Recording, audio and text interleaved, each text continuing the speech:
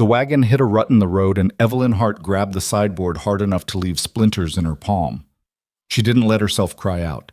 She'd been doing that, holding things in, swallowing the sounds her body wanted to make, for so long now that silence had become a kind of second skin. She pressed her fingers against the rough wood and looked out at the mountains. They were bigger than anything she'd imagined. She'd grown up in flat Ohio country, where the horizon was always visible, always reassuringly close, and the sky sat low and familiar over the cornfields. Out here, the mountains didn't sit anywhere. They rose. They climbed until they disappeared into cloud, and the road winding up toward them seemed less like a path than an accusation, a reminder of how small she was, how far she'd come, and how impossible it would be to go back. She was 26 years old. She weighed more than most of the men she'd known. She had brown hair she kept braided because loose it became unmanageable in any kind of weather. And she had what her mother had once called a generous face. Wide-set gray eyes, a strong nose, a mouth that smiled easily even when she didn't mean it to. She had good hands, strong ones. She'd always been told that. Evelyn has good hands, as though that were the thing about her worth mentioning. The letter from Grant Mercer had come to her through a matrimonial bureau in Columbus, forwarded 3 times before it found her, crumpled and water-stained in the boarding house room she'd been renting for 4 months. She'd read it 3 times before she understood what it was. I am a widower with 1 daughter, age 6. I run a cattle operation 12 miles northeast of Pine Hollow, Colorado Territory. I require a capable woman willing to serve as helpmate and mother to my child. I am not a romantic man and I make no pretense of being otherwise. I offer a roof, 3 meals a day, and honest work. If you are a woman willing to work honestly and care for a child, I am willing to provide the rest. I do not require beauty, I require reliability. She had read that last line 4 times. I do not require beauty. It was the most honest thing any man had ever written to her in her life. She wrote back within the hour. The town of Pine Hollow announced itself with a water tower and a smell. The water tower was weathered gray wood, with the name stenciled in fading black paint. The smell was horses and wood smoke, and something underneath both of those things, livestock, tannery, mud, that Evelyn would later learn to identify as simply the smell of the West, which was not unpleasant once you stopped expecting it to be otherwise. The wagon driver, a leathery man named Perkins, who had said maybe 40 words to her across the entire 2-day journey from the rail station, pulled up in front of a building with a sign reading Hollowell's General Store and clicked his tongue at the horses. "This is where I leave you," he said. "Is there a place I'm supposed to meet him?" "Mercer?" Perkins squinted at the sun. "He'll be along. Man's punctual, I'll give him that." He set her trunk down in the dust without ceremony and climbed back up to his seat, and then he was gone, and Evelyn stood on the main street of Pine Hollow, Colorado, with her trunk and her traveling bag and the particular specific loneliness of someone who has arrived somewhere they have never been and knows no one at all. People looked at her.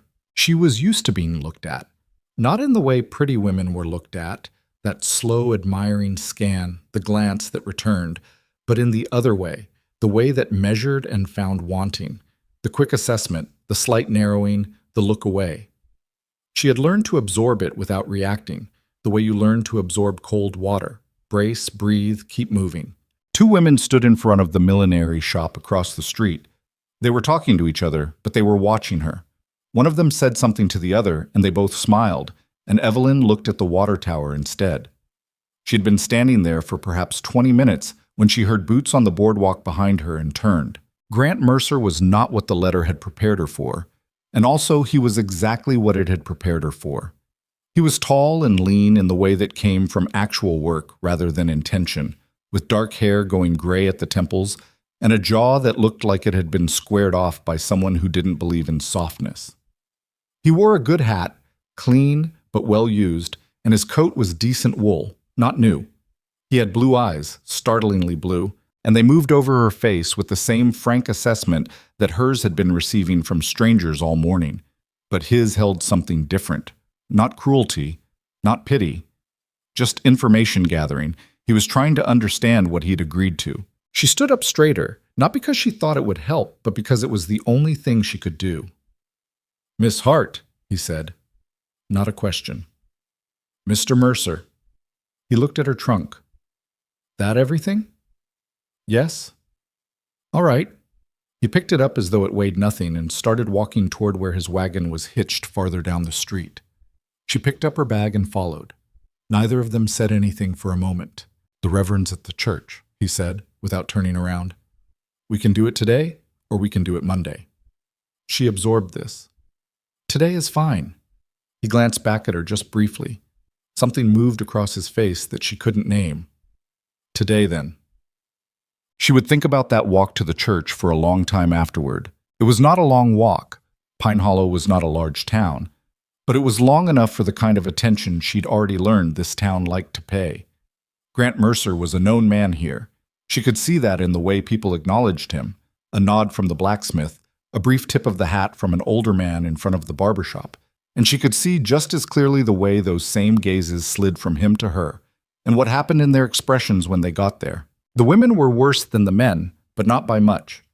By the time they reached the church, a plain white clapboard building with a modest steeple, there was a small audience, not gathered for the wedding, exactly, gathered in the way that small towns gather for anything unusual, drifting in from the street and the adjacent properties, drawn by the particular social gravity of something worth watching. Reverend Aldous was the thin man with kind eyes and the practiced neutrality of someone who had conducted too many different kinds of ceremonies to be surprised by any of them.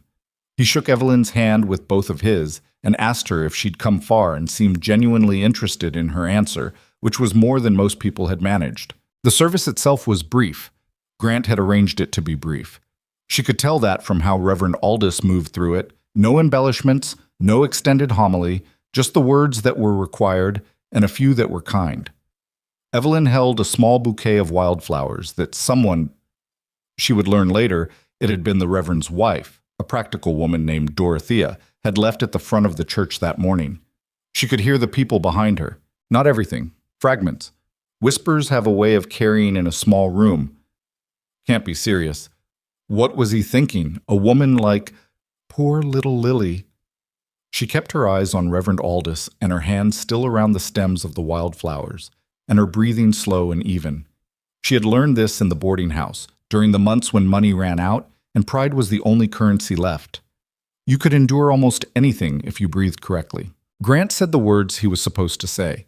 His voice was flat, uninflected, which she appreciated. He wasn't performing. He wasn't pretending. She said her own words clearly, loudly enough for everyone to hear, which she did deliberately. Let them hear that she wasn't ashamed of what she was doing. Let them hear that she knew exactly where she was and had chosen to be there. When it was finished and Reverend Aldous pronounced them married and Grant turned to face her, she looked up at him and tried to read what was behind those flat blue eyes. Nothing yet. That was fair. There was nothing yet in hers for him either. And then someone in the back laughed, not a polite surprise laugh, a deliberate one, the kind that was meant to be heard. A woman's voice, high and sharp, and whatever she'd said was answered by a ripple of other laughter, and Evelyn's grip tightened on the wildflowers until she could feel the stems going soft under her fingers. She didn't turn around. She would not turn around. She heard Grant make the sound beside her, a sharp exhale through his nose, his jaw tightening. But the laughter had already found its shape, spreading through the people clustered in the back of the church and spilling out toward the door, and there was nothing to be done but absorb it. This is how it starts, she thought, and it will be how it continues. And then a small voice said very clearly, into the sudden moment between one wave of laughter and the next, "She's beautiful. That's my mama." The silence that followed was so complete that Evelyn could hear her own heartbeat. She turned. A little girl stood at the end of the nearest pew. She was small for 6, with dark hair and 2 uneven braids and Grant's blue eyes, and a stubbornness in her jaw that she had also clearly gotten from her father. She was wearing a dress that someone had clearly pressed with effort. It had the particular stiffness of clothing ironed by someone who didn't often iron. And she was looking directly at Evelyn with a complete and uncomplicated certainty. The adults in the back of the church had gone quiet. Not the quiet of shame, not exactly. It would be too much to say that. But the quiet of people who had been caught doing something and weren't sure yet what to do about it. Evelyn let go of the wildflowers with one hand. She held out that hand, palm up, in the little girl's direction. She didn't know why she did it. She wasn't practiced with children. She hadn't known what to expect meeting Grant's daughter for the first time at her own wedding. But the gesture happened before she'd fully decided on it, and the little girl looked at the outstretched hand for 1 second, 2 seconds, and then walked forward and put her small hand into Evelyn's. Her fingers were warm, a little sticky, the way small children's hands often were. She smelled like pine resin and slightly like horse. "Hello," Evelyn said. "Hello," said Lily Mercer. "I practiced saying that all morning." Behind them, Reverend Aldous cleared his throat. Evelyn heard something in it that might have been the beginning of a smile. Grant stood very still beside her. She could feel the tension in him without touching him, that particular held-in quality she would come to recognize, the way he stored things in his chest and his jaw instead of letting them out through his voice. "Lily," he said, "we talked about—" "You said to wait," the little girl said reasonably. "I waited until you were done." A sound from Reverend Aldous again, definitely a suppressed smile this time. Evelyn looked down at the small hand in hers and felt something move through her. Not the joy of stories, not the clean, uncomplicated warmth that people described when they spoke about loving children. Something more like recognition, like finding something familiar in a place you'd never been before. "Good waiting," Evelyn said. The ride to the ranch took 40 minutes in the wagon. Lily sat between them, which Evelyn suspected was partly the child's choice and partly tactical positioning on Grant's part. The small body created a natural barrier that made conversation optional for the adults, for which Evelyn was grateful. She watched the land instead.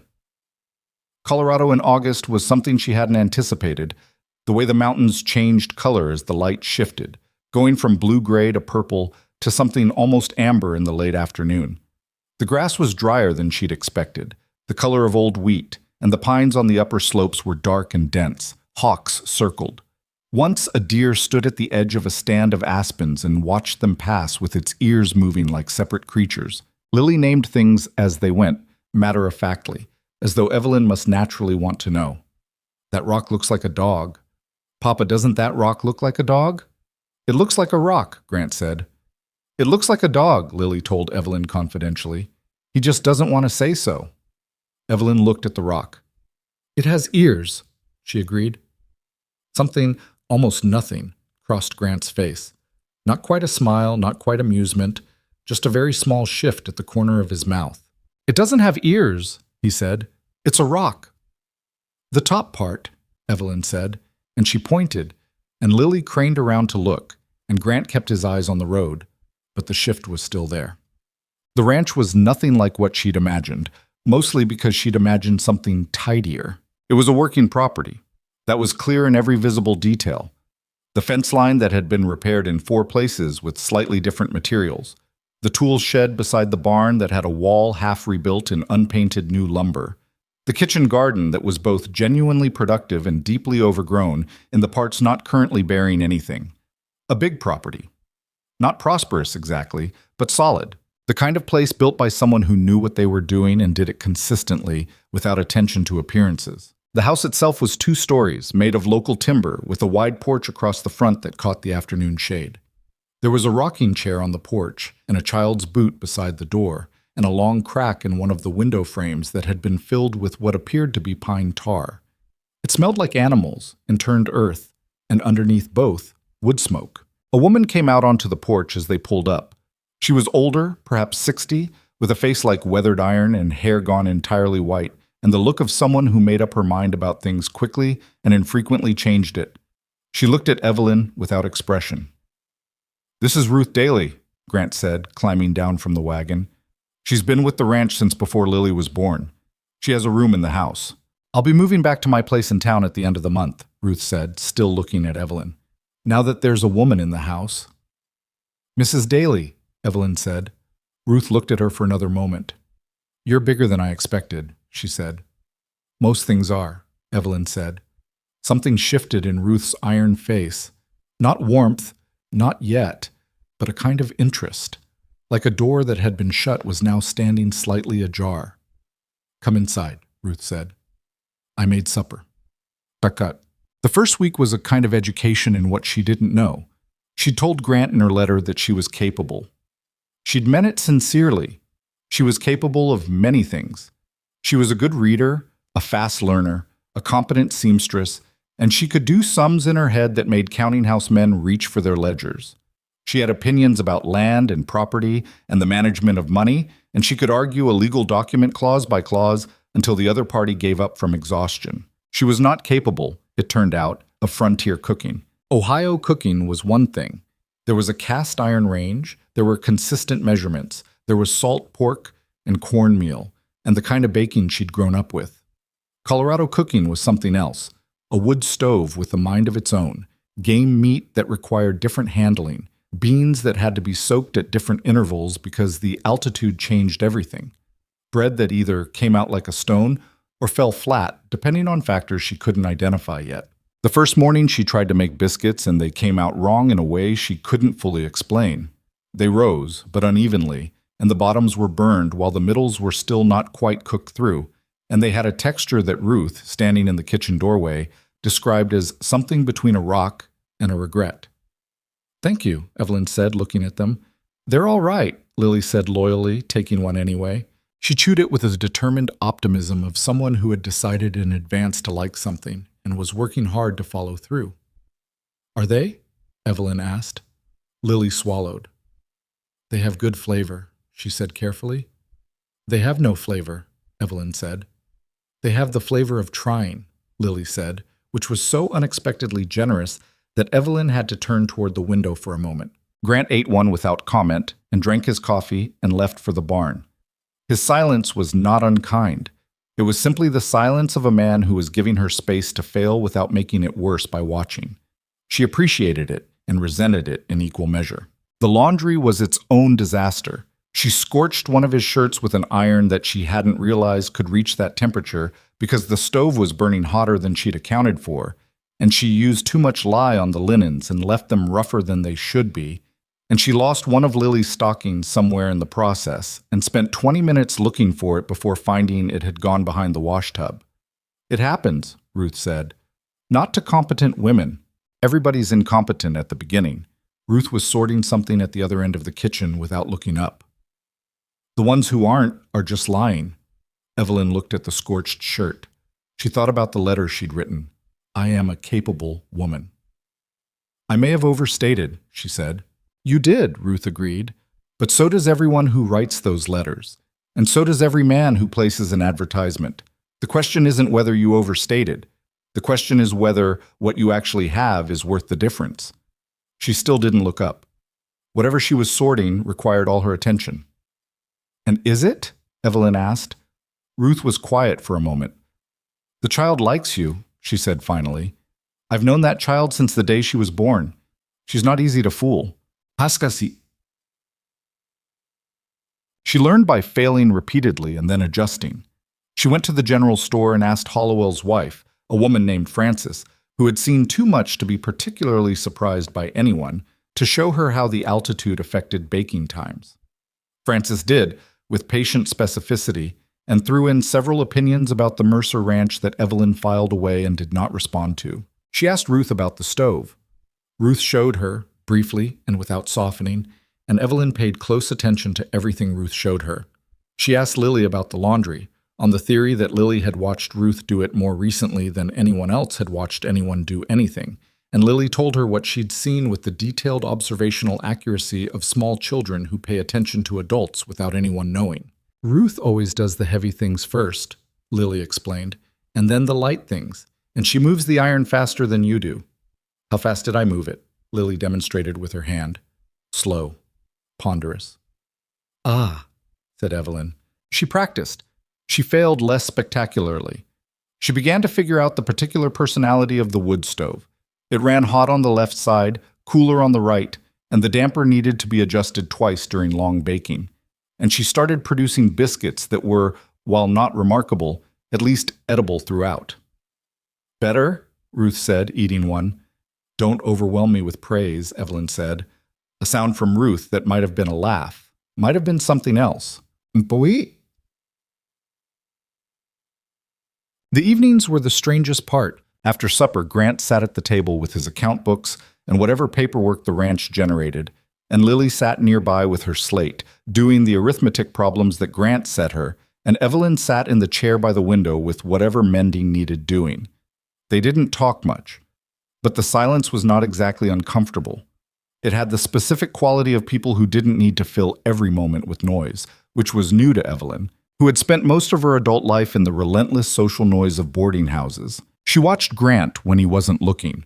He had a way of running his thumb along his jaw when something in the account books troubled him. A small gesture, private, barely noticeable. He read figures twice before writing them down.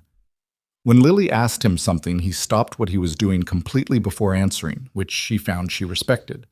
Most adults answered children while doing something else. He didn't. She couldn't tell what he thought of her. He was not unkind. He said thank you when meals appeared and good morning when they crossed paths and nodded, when she mentioned things that needed attention around the house. But he kept something behind his eyes, held back, turned away from her. And she didn't know if that was grief for his first wife or simply the way he was with everyone. She asked Ruth one afternoon when they were in the kitchen together and the question felt possible. "He's not a man who opens quick," Ruth said. "I can see that." His wife, Clara, she was different, open, laughed at everything. He used to... Ruth stopped. He used to laugh more. Evelyn looked at the bread dough she was kneading. How long ago? 3 years come November. Fever. It took her in 4 days. Ruth's voice had the particular flatness of someone describing something they had processed many times over and no longer expected to surprise them. He didn't come out of himself for almost a year. It was Lily who pulled him back. Evelyn nodded. "He's not a cold man," Ruth said. "He's a careful one. There's a difference." With Lily, there was no carefulness. With Lily, everything was immediate and uncomplicated and occasionally exhausting. The little girl had decided on that first day, with the certainty that 6-year-olds brought to all their decisions, that Evelyn was hers. Not that she belonged to Evelyn, but that Evelyn belonged to her. This was a subtle distinction that Lily never articulated but made perfectly clear through behavior. She appeared at Evelyn's bedroom door in the mornings before the sun was properly up. She followed Evelyn to the kitchen garden and offered opinions on the weeds. She showed Evelyn every significant rock on the property and 3 of the significant sticks.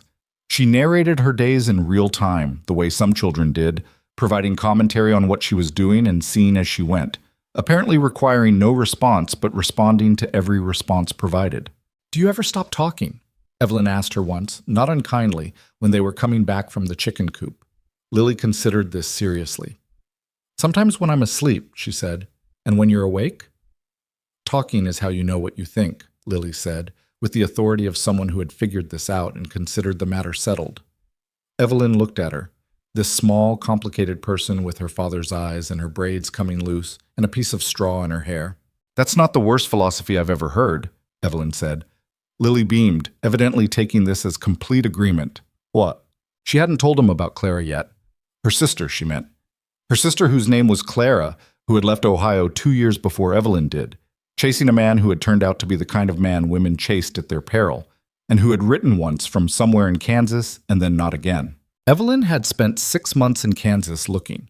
She had combed through registers and asked questions in towns that didn't want to be asked, and spent more than she had following leads that went cold. She had learned to read people's hesitations, the particular pause before an answer that meant someone was deciding how much to tell you.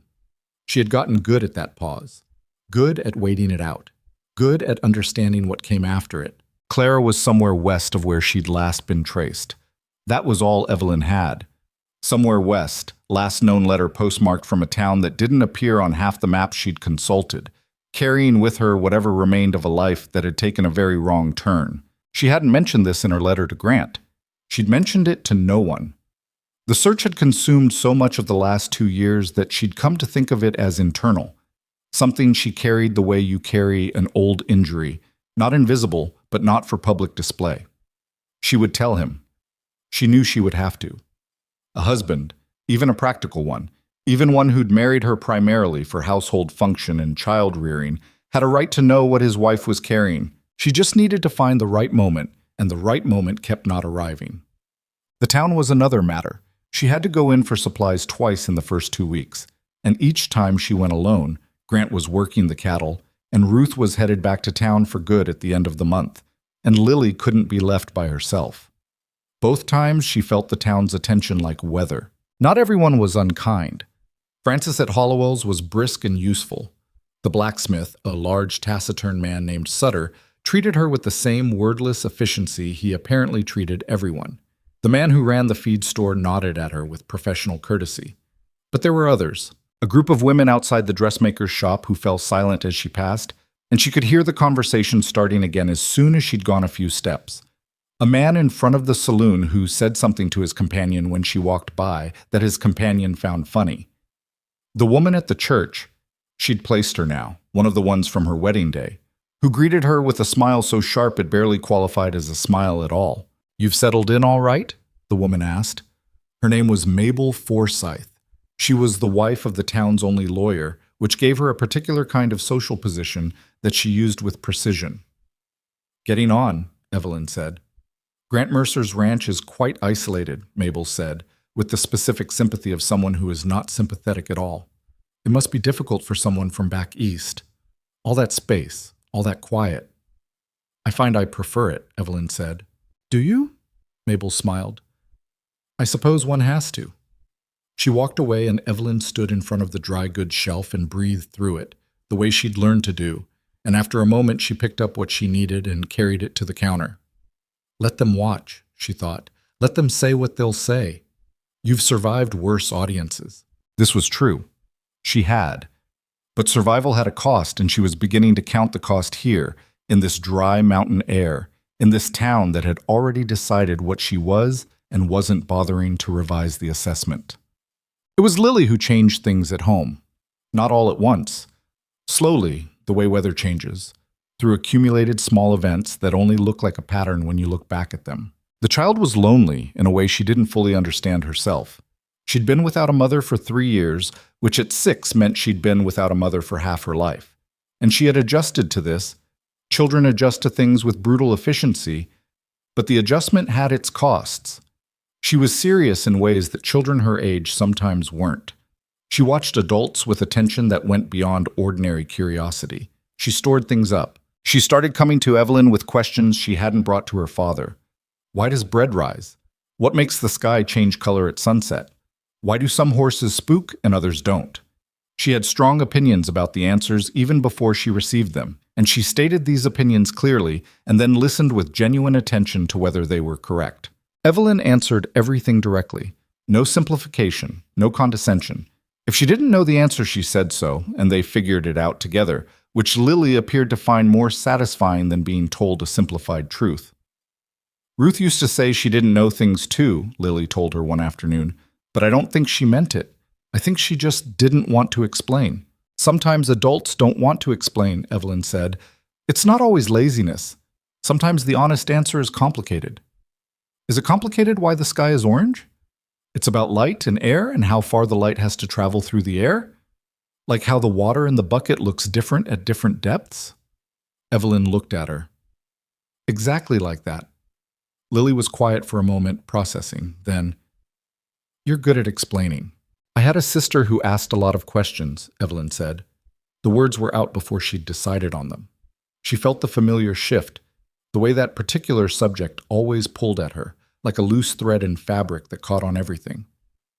"Where's your sister?" Lily asked. A pause. Honest enough to be useful, brief enough to not alarm. "I'm not sure exactly," Evelyn said. "That's part of why I came west." Lily absorbed this with that particular 6-year-old gravity. "Are you going to find her?" "I'm trying." "Does Papa know?" "Not yet." Lily looked at her for a long moment, then, "You should tell him. Papa's good at finding things. He found me when I got lost in the north pasture, and it was almost dark." "That's," Evelyn started, and then stopped, because the logic was actually sound, and she didn't have a good counter-argument. "That's different." "Why?" "Because you were lost." "Clara." She stopped again. Lily waited. "Clara made choices," Evelyn said finally. "And some of those choices led her somewhere I can't see. And finding someone who made choices is different from finding someone who got turned around in a pasture." Lily thought about this. "I made a choice to go to the north pasture," she said. Papa doesn't usually let me go that far alone. I went anyway. Evelyn looked at her. He still found me, Lily said. She told him that evening. She waited until Lily was in bed and Ruth had retired and the kitchen was quiet except for the tick of the wood cooling in the stove, and she sat down at the table across from Grant where he was still working through his accounts, and she said, I should have told you this before we married. He looked up from the accounts. He set his pen down. She told him about Clara. All of it. The man Clara had followed, the letters that stopped, the 6 months in Kansas, the postmark from the unknown town, the lead that went cold somewhere in the territory. She told it plainly, the way she would have told anything plainly if she'd practiced telling it enough, which she had. Grant listened. He didn't interrupt. He asked one question. When was the last letter? And she told him, and he nodded. And then he was quiet for a moment. What was the name of the town on the postmark? Callaway Junction, but it doesn't appear on... I know Callaway Junction, he said. She went still. Small settlement. Mine company used to run it maybe 12 years ago, before the vein played out. It's not much now. A few families that stayed, a trading post. He looked at her. What was the man's name, the one she followed? Harlan Price. Grant was quiet again. That thumb moving along his jaw.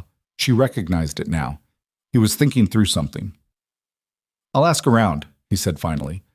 I've got contacts in settlements through the valley. If anyone's passed through asking about her or seen a woman matching her description, you don't have to. I know I don't have to. He picked up his pen again, then put it back down. His eyes were on her, flat and direct. She's your sister. You've been carrying this alone. Evelyn looked at her hands on the table. I should have told you before, she said again. You should have, he agreed. Not unkindly, just honestly. But you told me now. He went back to his accounts. The stove ticked. Outside, the wind moved through the pines with that low, constant sound that she was learning to hear as quiet rather than as noise. She sat there for a while, not needing to say anything else, and found, with the specific surprise of someone who had not expected to find it, that she didn't want to leave the room. Oh, the days acquired shape. She learned the stove. She learned the garden. She learned that the chickens had a pecking order that mattered more to them than anything she might want from them, and she learned to work around it. She learned that the mare called Duchess had a soft spot behind her left ear, and that the big bay gelding Grant usually rode was more nervous than he looked, and that the cattle, she was learning cattle, slowly, the vocabulary and the behavior moved with the weather in ways she was beginning to read. She stopped burning things. She started producing meals that were not just edible, but good. Nothing fancy, nothing that required ingredients the ranch couldn't produce or purchase, but solid and nourishing and cooked with attention.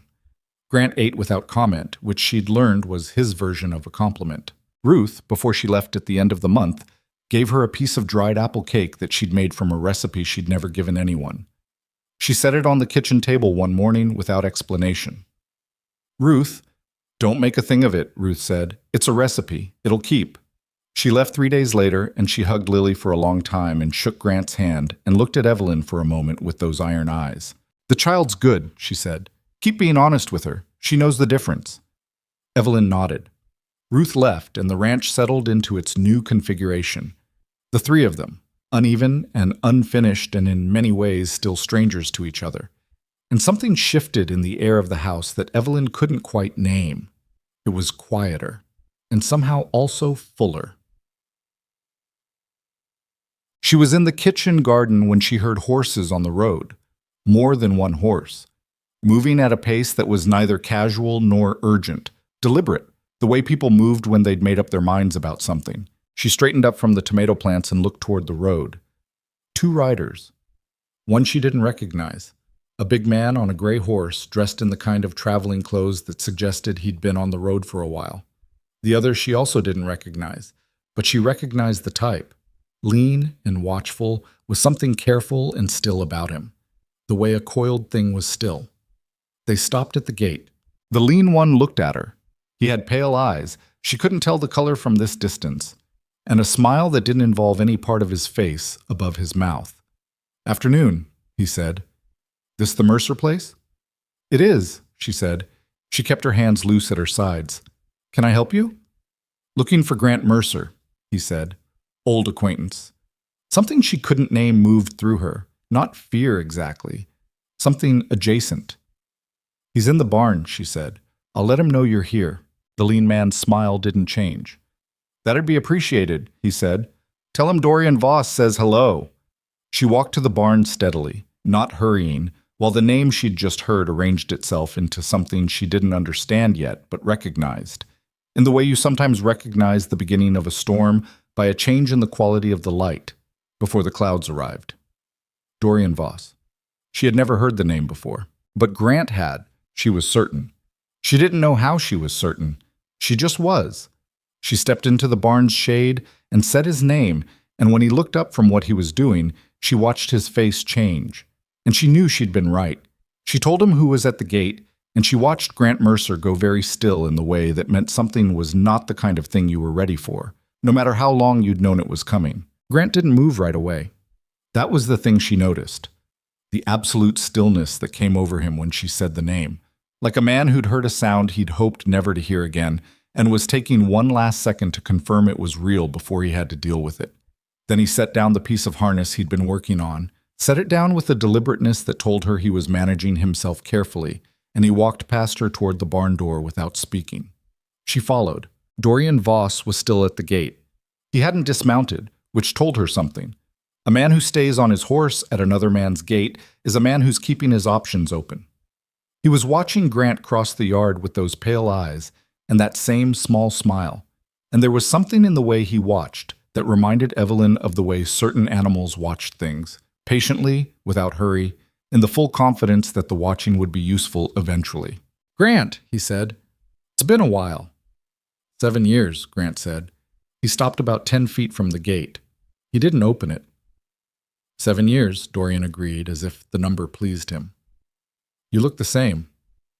What do you want, Dorian? The other rider, the big man on the gray, had moved slightly to one side. Not threateningly exactly, but in the way that made you aware of where everyone was standing. Evelyn was aware of it. Just passing through, Dorian said. Heard you'd remarried. Thought I'd pay my respects. His pale eyes moved to Evelyn, slowly, the way you moved a lantern to illuminate something you wanted to see better. This the new wife? This is my wife, Grant said. The way he said it was flat and territorial in equal measure. Evelyn, she said, because she would not be discussed in the third person while standing right there. Dorian looked at her for a moment that lasted a beat too long. Dorian Voss, he said. Grant and I go back a ways, old friends. Acquaintances, Grant said. Something crossed Dorian's face. Amusement, possibly, or the performance of it. That's unkind. After everything we've been through together. He let that sit for a moment, watching Grant's jaw. I'll be in Pine Hollow a few days. Thought we might catch up, for old time's sake. I've got a ranch to run. Of course you do. Dorian gathered his reins. I'll be around, though. Seems like a friendly town. His eyes moved to Evelyn one more time, and she kept her face still and her eyes level, and whatever he was looking for in her face, he apparently didn't find, because he simply nodded once, and turned his horse, and the big man on the gray followed, and they rode back toward the Pine Hollow road without hurrying. Evelyn watched them go. Beside her, Grant watched them go. Old acquaintance? She said, when they were out of earshot. Yes. Want to tell me what kind? A pause, the kind that meant he was deciding how much to say, rather than deciding whether he knew. Not tonight, he said. She looked at his profile, the set jaw, the eyes still on the road. All right. He turned back toward the barn. She went back to the garden. Neither of them said anything further, but the afternoon had changed quality in a way that the evening couldn't quite recover. She found out some of it from Frances Hollowell 3 days later. She hadn't asked. Frances was one of those women who had been in a small town long enough to know everything about everyone and had developed opinions about all of it, and she delivered information sideways, not gossip exactly, or not only gossip, but the kind of background that people who'd been somewhere a long time considered basic context. I see Dorian Voss is back, Frances said, ringing up Evelyn's order without looking up. Evelyn said nothing. He was here about 8 years ago, Frances continued. Before your time, of course. He and Grant Mercer had some kind of business arrangement. Cattle, supposedly, though I always thought there was something else to it. She finally looked up. The arrangement ended badly. I don't know the details. Nobody does, really, except the men involved. But after Voss left, Grant, well, he was different for a while. More closed up than usual, and Grant Mercer was never what you'd call an open book. What kind of different? Evelyn asked. Frances considered. Angry, she said. Not at any one thing, just carrying it. She handed over the package. He settled down. Clara helped with that. He was good at getting through to him. A pause. Voss has got a reputation for finding people's weak spots. Just something to know. Evelyn took the package. Thank you, Frances. Frances looked at her for a moment with eyes that saw rather more than her expression let on. You're doing all right out there, she said. Not a question. Getting on, Evelyn said. Lily talks about you. When she comes in with Grant. Frances's voice had shifted slightly. A fraction warmer, though she kept her face the same. She's a different child than she was 6 months ago. Evelyn thought about this walking back to the wagon. She didn't know if it was comfort or responsibility, what Frances had said. Probably both. Grant told her the rest of it himself, 3 days after that, which was both later than she'd have liked and earlier than she'd expected. They were on the porch after supper. Lily was inside, already in bed. She'd worn herself out chasing the barn cats all afternoon with a piece of string, a project she'd undertaken with full professional commitment and disappointing results. The mountains had gone that particular dark blue they went in the hour before full dark, and the air was cooling fast, the way it did at altitude even in summer. Grant had brought out 2 cups of coffee and set one on the rail near her hand without asking if she wanted it, which she'd noticed he did. He paid attention to small things, and he acted on what he noticed without making a production of it. Dorian Voss, he said after a while. She waited. 8 years ago I had money problems. Not unusual. The ranch was newer then. Claire and I had just married. There was a bad winter that wiped out 1/3 of the herd. He looked at his coffee. Voss came through offering to back a cattle operation. He had money from somewhere. I didn't ask hard enough where, and he had contracts for beef supply at 2 different army posts. Good contracts. Reliable income.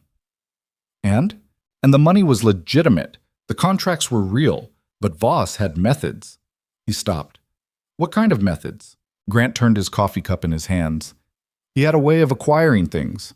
Land, water rights, cattle that weren't originally his. He was good at finding people who were already in trouble and making sure the trouble got worse at exactly the right moment. He paused. I didn't know that when I took his money. By the time I understood what he was, I was tied to it. My name was on his agreements. My operation was part of the structure he'd built. How did you get out? A long pause. The pines moved. I paid back what I owed him, plus more, most of what I'd made in 2 years. And I told him I was done, and that if he ever put my name to anything again, I'd take it to the county sheriff. He finally looked at her. It worked. He moved on. People like Voss move on when the situation stops being profitable. But he's back. He's back. Evelyn looked at the mountains. What does he want? I don't know yet. Grant's jaw was doing that thing. But he doesn't come back to places without a reason. He's found something worth coming back for. She thought about the way Dorian Voss had looked at her, that slow, deliberate examination, like a man reading a document for something useful. He might know about Clara, she said. Grant was very still. I don't mean he's told anyone, she said. I mean, a man like that, passing through settlements, he collects information. He'd know things about people in this territory. If Clara passed through anywhere he'd been, she stopped. He might know something. Or he might use it, Grant said. Yes. They sat with that for a moment. I don't want you talking to him alone, Grant said. Evelyn looked at him. I can handle myself. I don't doubt that. He met her gaze directly. I'm not saying you can't. I'm saying Voss is specifically good at conversations that seem like one thing and are another thing. He stopped, recalibrated. He finds out what people want, and he offers it to them in a way that puts them in his debt before they understand what happened. She thought about Clara, about a lead going cold, about a name on a postmark from a town that barely existed. "All right," she said. It cost her something to say it.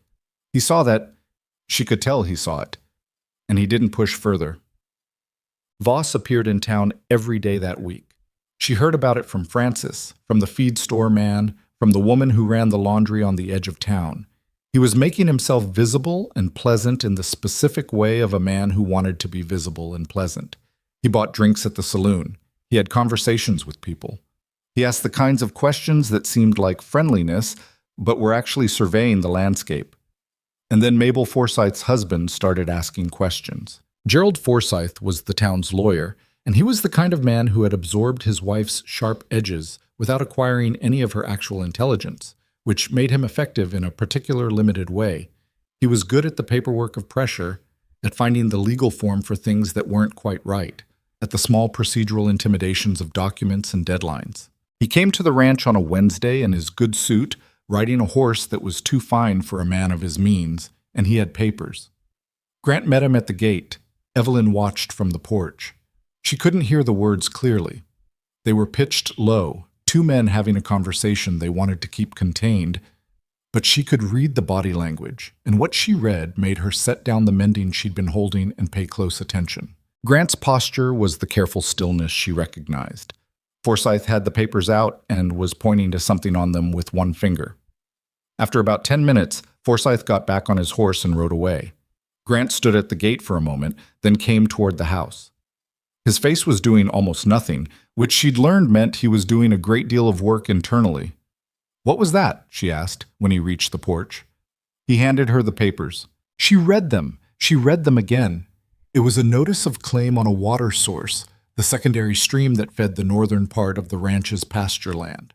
Someone had filed a prior appropriation claim on the water rights, arguing that their use predated Grant's title.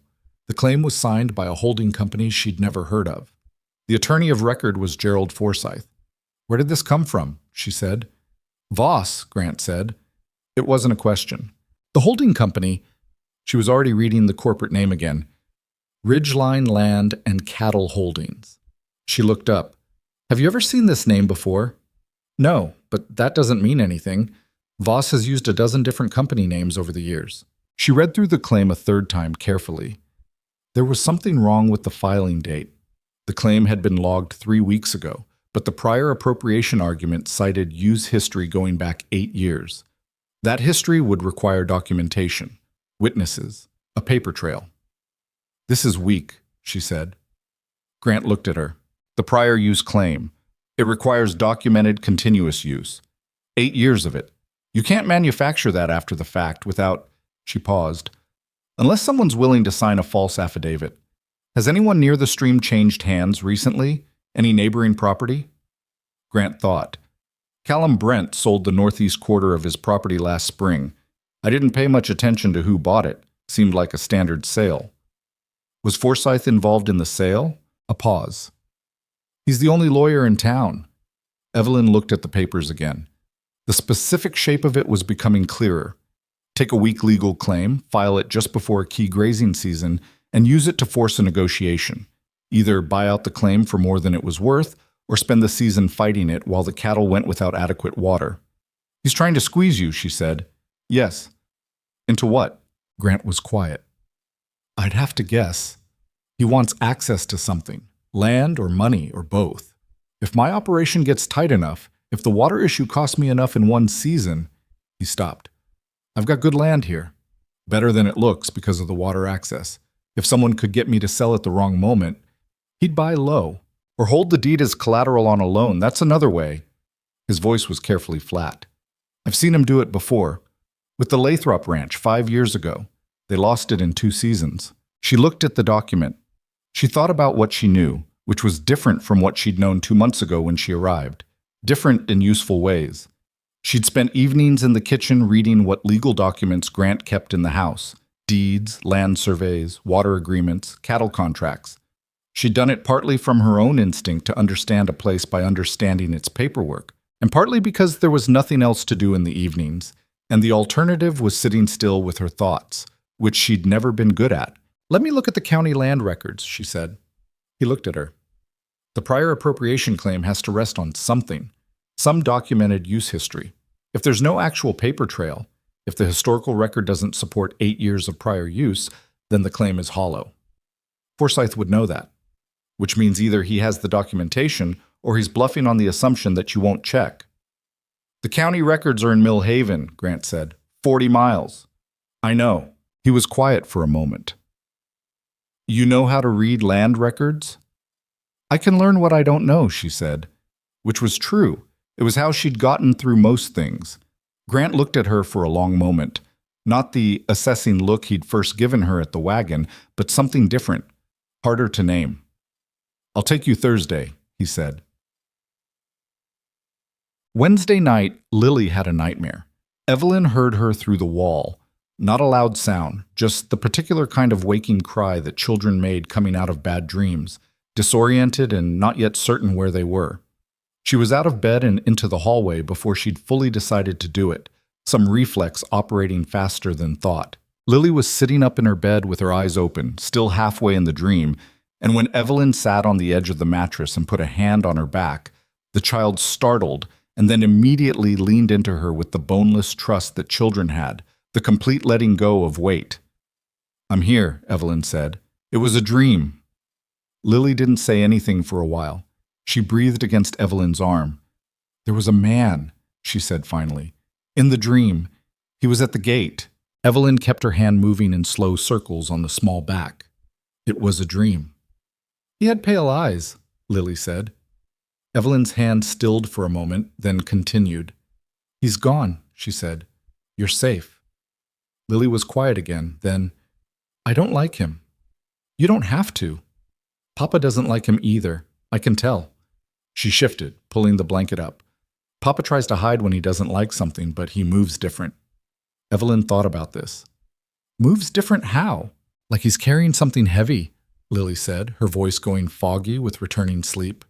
He walks the same, but he looks heavier. Evelyn sat there until she was certain the child was asleep, and then she sat there a little longer because the room was quiet, and the night outside was full of that mountain darkness that was deeper than Ohio darkness. And she was thinking about pale eyes and holding companies and a missing woman somewhere west of a postmark. When she finally went back to her own room, she lay awake and did what she'd been avoiding. She let herself think about what Dorian Voss might actually know about Clara. Whether he'd approach her directly, knowing she wanted something he might have. Whether she'd be able to hold the line Grant had asked her to hold, if he did. She was not certain she could. That was the honest answer. She was not certain she wouldn't trade something, tell him something, give him something, if he offered her a thread that led to her sister. She lay in the dark and didn't like what that said about her, and didn't pretend it wasn't true. He found her in town on Thursday morning. Grant had gone into the county records building ahead of her. He needed to speak to the county clerk about a separate matter, a cattle grazing permit that needed renewal. And she was crossing the main street with a list in her hand when she heard footsteps and looked up, and Dorian Voss was walking beside her, not rushing to catch up, just there, as though he'd been beside her the whole time. Mrs. Mercer, he said. She kept walking. Mr. Voss, beautiful day. He wasn't looking at the sky. I find I like Pine Hollow more than I remembered. Small towns grow on you. Or they don't, she said. A short sound that was close to a laugh. You're direct. I'm in a hurry. Of course. He matched her pace without effort, hands in his coat pockets. Easy, unhurried, as though she were going wherever he'd decided to walk. I wanted to apologize, actually, for the other day. I think I unsettled your husband, and that wasn't my intention. What was your intention? Just to renew an acquaintance. He glanced at her sideways. Gran and I parted on difficult terms. I've always regretted that. She kept her eyes on the street. He doesn't seem to share the regret. No, he wouldn't. Something in his voice shifted. Not hurt exactly, but its performance. He's a proud man. Prideful men don't forgive easily. Another pause. You've known him, what, 2 months now? 3. Still new, he said. You probably don't know a great deal about his history. She stopped. She turned to face him. He stopped too, unhurried, watching her with those pale eyes. She could see them clearly now, a kind of ice blue, almost colorless. Mr. Voss, she said, I know what you're doing. He raised an eyebrow, genuinely curious, or its performance. You're telling me there's something I don't know about my husband. Something that will make me uncertain or afraid or interested enough to ask you questions. She kept her voice level and her eyes steady. And then I'll owe you something for the information. A beat. 2. You're smarter than I expected, he said. Most women are smarter than men expect, she said. It's one of the ways we survive. Something moved in his face that wasn't quite respect, but was adjacent to it. He looked at her for a long moment. Your sister, he said. She didn't move. She held every muscle where it was. Clara Hart, last known location, Callaway Junction, 18 months ago. His voice was conversational, light. I happen to know someone who knew her there. If you were interested in that information, what would you want for it? He smiled. Nothing extravagant, just a conversation, with you and Grant together, a chance to present a business proposition without... His eyes moved briefly in the direction of the county records building. Whatever he's doing in there, complicating things first. She looked at him. She looked at that easy smile. If you have information about my sister, she said carefully, and you're using it as a bargaining chip in a business dispute, that tells me something about what kind of man you are. It tells you I'm a practical man. It tells me you're a man who'd hold a woman's missing sister over her head to get what he wants. She held his gaze. That's not a man I do business with. Something cooled in his expression, just slightly. Think about it, he said. I'm here a few more days. He touched the brim of his hat. Mrs. Mercer. He walked away. She stood on the main street of Pine Hollow and breathed through it. Through the fury, through the fear, through the sick knowledge that he had said Clara and she had not moved, and she was still not going back to ask him what he knew. Her hands were shaking slightly. She pressed them against her skirt until they stopped. Then she walked into the county records building and found Grant at the clerk's counter and said, He approached me. He knows about Clara. We need to talk. Grant looked at her. He read something in her face that she hadn't fully processed herself yet. The anger and the fear and the thing underneath both of those. The determination that had shown up while she was standing in the street without her permission and held the line that needed holding. He paid the clerk for the permit, and they moved to a quieter corner of the building. And she told him everything, word for word, as precisely as she could. When she finished, he was quiet for a moment. Then, You didn't ask him what he knew. No. That must have been difficult, she said. Yes. He looked at her. Thank you, he said. 2 words. Flat and quiet, the way he said everything. But behind them something she was beginning to understand. The way Grant Mercer said thank you was not performance. It was the real thing, stripped of decoration, offered without expectation of return. Don't thank me yet, she said. We still have a water rights claim to deal with, and a man who's willing to use my sister to get leverage. So, she turned toward the record stacks. Let's find what we came for, Fulton. They spent 3 hours in the county records. Evelyn worked systematically, the way she'd learned to work, without hurry, without assuming, following the document trail wherever it went rather than where she expected it to go. Grant sat across from her at the long table, going through a different set of files, and they passed papers back and forth without much talking, falling into the comfortable working rhythm of 2 people who'd learned to share space without filling it unnecessarily. What she found was not quite what she'd expected. The prior appropriation claim did have documentation. Someone had done the work, or paid for the work to be done. There were signed affidavits from 2 men she didn't recognize, both stating they'd witnessed consistent water use from the claimed source going back to 1867. The dates were plausible, the signatures were legible, but there was a gap. One of the affidavits cited a survey marker that didn't match the county surveyor's records. Not by much, a matter of 30 yards, but enough. If the survey marker in the affidavit was wrong, the historical water use it documented was referencing a different location than the one being claimed. She put the papers side by side and looked at them for a long time. Grant, she said. He came around the table. She showed him what she'd found and explained it, and she watched him understand it, the things she'd found, and she watched something shift in his face. Not relief, not exactly, but the particular change of a man who had been preparing for a worse outcome than the one currently in front of him. Is this enough? She said. Maybe, he thought. It'd have to be presented correctly. You'd need someone who understood the legal argument. Forsyth is the only lawyer in town, which is why he thought this would work, Grant said.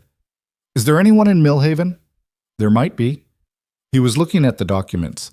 There's a man named Hartley who handles mining claims. He'd understand water rights. She nodded. Can you get to him? I can try. He looked at her. You found this. I was looking for it, she said. That's not the same as finding it. I got lucky with the survey discrepancy. You knew to look for a survey discrepancy. She hadn't, actually.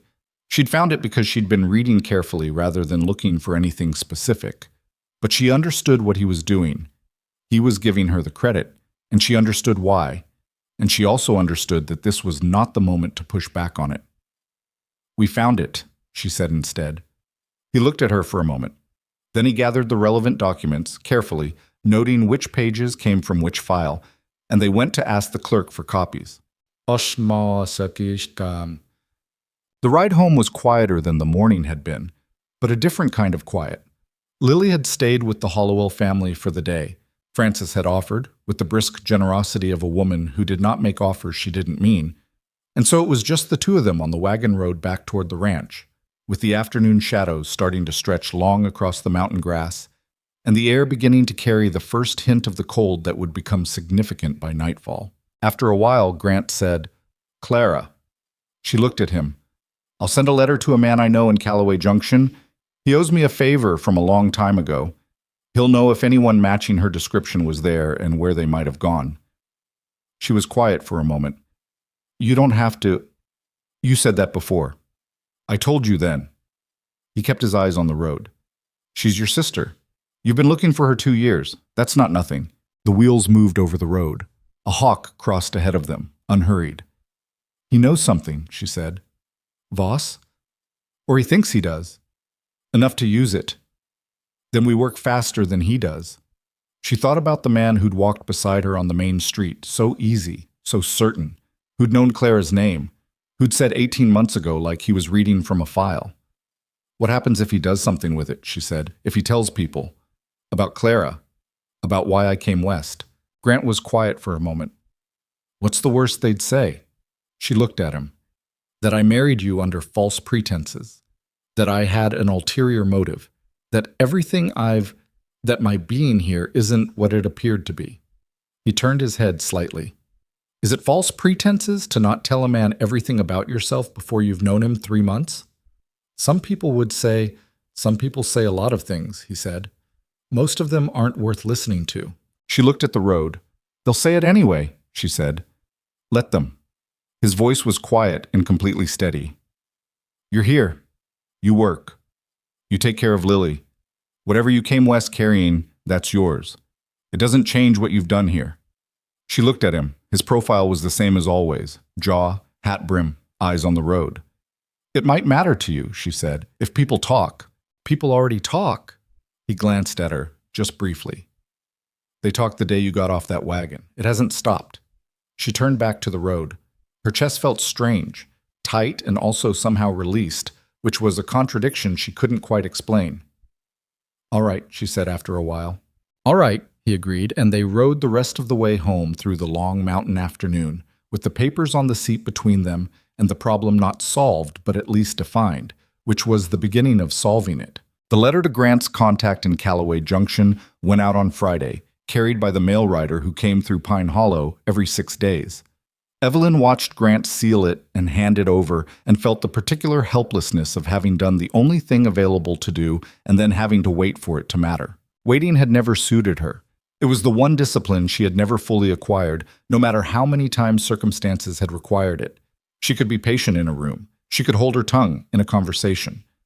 But the waiting that happened between sending something out and hearing back, that particular suspended state where you'd done everything possible and the rest was out of your hands, that had always felt to her like a small controlled form of drowning.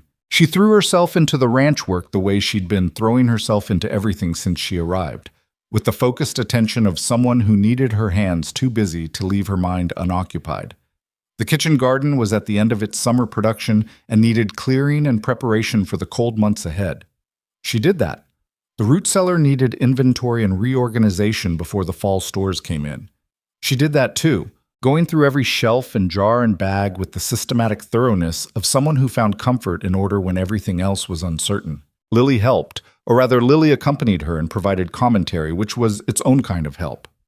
"That jar has something wrong with the seal," Lily said, peering at a row of preserved green beans. "I see it. Ruth always said a bad seal means a bad stomach later." Ruth was right. Evelyn set the jar aside. "Do you want to check the next shelf or keep supervising?" Lily considered this seriously. "Supervising," she said. "I'm good at it." "I've noticed." The child grinned with the complete unself-consciousness of someone who had received a compliment she entirely agreed with, and Evelyn felt the now familiar pull in her chest, that feeling she'd stopped trying to name because whatever she called it, it was larger than the word. Kiki. The first rumor reached her on Saturday. She heard it from Francis, who delivered it with the directness of someone who thought forewarned was better than blindsided, regardless of how unpleasant the warning. "People are talking," Francis said over the counter, keeping her voice under the ambient noise of the store. "About why you came west. Someone's been suggesting things." Evelyn kept her expression still. "What kind of things?" "That you had reasons for leaving Ohio that weren't straightforward." Francis's eyes were careful. "That you were running from something. That Grant doesn't know the full picture of who he married."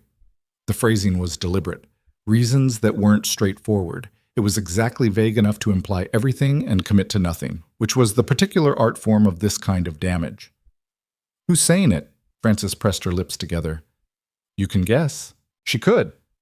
She thanked Francis and finished her errands and drove the wagon home without letting herself think too hard about what she was feeling, because what she was feeling was the specific fury of someone who'd done nothing wrong and was being made to seem otherwise. And fury was useful only if she directed it correctly. She told Grant that evening. He listened without interrupting. Then, "What exactly are they saying?" "Nothing specific. That's the point. It's vague enough that there's nothing to refute." She looked at her hands. "He's good at this. He doesn't need to make an accusation. He just needs to create uncertainty." Grant was quiet for a moment. "And Clara?" "Not yet. Not that I heard." She looked up. "But that's coming. If the vague version doesn't produce what he wants, he'll use the specific version. It's more useful if he deploys it at the right moment." Grant turned his coffee cup in his hands. That particular motion she'd come to associate with him working through something he hadn't resolved yet. "Hartley wrote back," he said. She looked up. "He can't come here. He's in the middle of a mining case that won't break for another month. But he says the survey discrepancy you found is significant." He reached into his coat pocket and produced a folded letter. "He says if we can get an affidavit from the county surveyor confirming the marker discrepancy, the prior appropriation claim loses its historical basis. The claim would have to be refiled from scratch with corrected documentation, which takes time and costs money, and by then the grazing season is over," Evelyn said. "Right.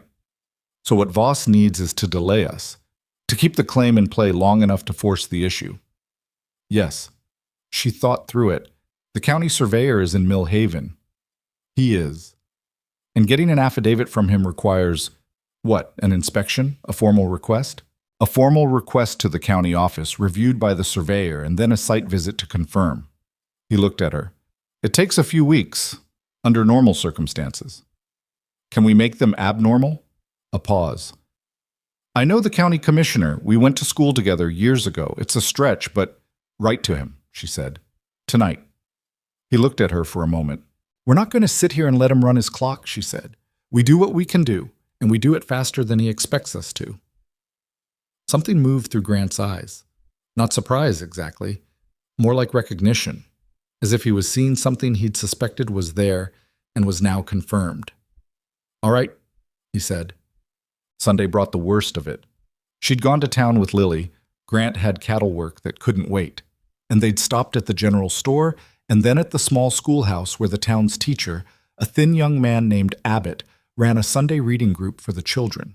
Lily went to it twice a month and took it very seriously, and Evelyn had been bringing her when Grant was occupied. She was waiting on the bench outside the schoolhouse when Mabel Forsythe came out of the dressmaker's shop across the street and crossed toward her with the particular deliberate casualness of someone who had planned the encounter. "Mrs. Mercer," Mabel said, sitting down on the bench without being invited. "I hope you're settling in well." "I am," Evelyn said. "Good, good." Mabel smoothed her skirt. She had a way of creating pauses that were designed to feel significant. "I hope this business with the water claim isn't causing too much strain. These legal matters can be so stressful." "We're managing." "Of course you are," Mabel smiled. "Grant is a resilient man. He's had to be, hasn't he? All he's gone through." Another pause. "We do worry about him. Those of us who've known him a long time. It must have been difficult taking in a stranger and trusting." She let it rest there, unfinished, with the precision of someone who knew exactly where to stop. Evelyn looked at her. She took her time with what she said next. "Mrs. Forsythe," she said, "I understand that your husband has filed a fraudulent water rights claim on behalf of a man who's trying to take something that isn't his. And I understand that you and I are having this conversation because someone has asked you to make me feel unwelcome and uncertain." She kept her voice pleasant, conversational. "I want you to know that neither of those things is going to work, but I appreciate the effort." Mabel's smile had gone very fixed. "I don't know what you mean," she said. "I think you do." Evelyn looked toward the schoolhouse door. "I'll tell Grant you said hello." Mabel left with a posture so rigid it was almost architectural. Evelyn sat on the bench and breathed carefully, and then let herself feel, briefly and privately, the satisfaction of having said exactly what she meant. It lasted about 30 seconds before she remembered that the woman she'd just antagonized was married to the lawyer handling the fraudulent claim, and that making personal enemies of people with procedural power was not a strategically sound move. Then again, the woman had started it. Lily came out of the schoolhouse chattering about a story Abbott had read them, and didn't notice that Evelyn's hands were not entirely steady on the drive home.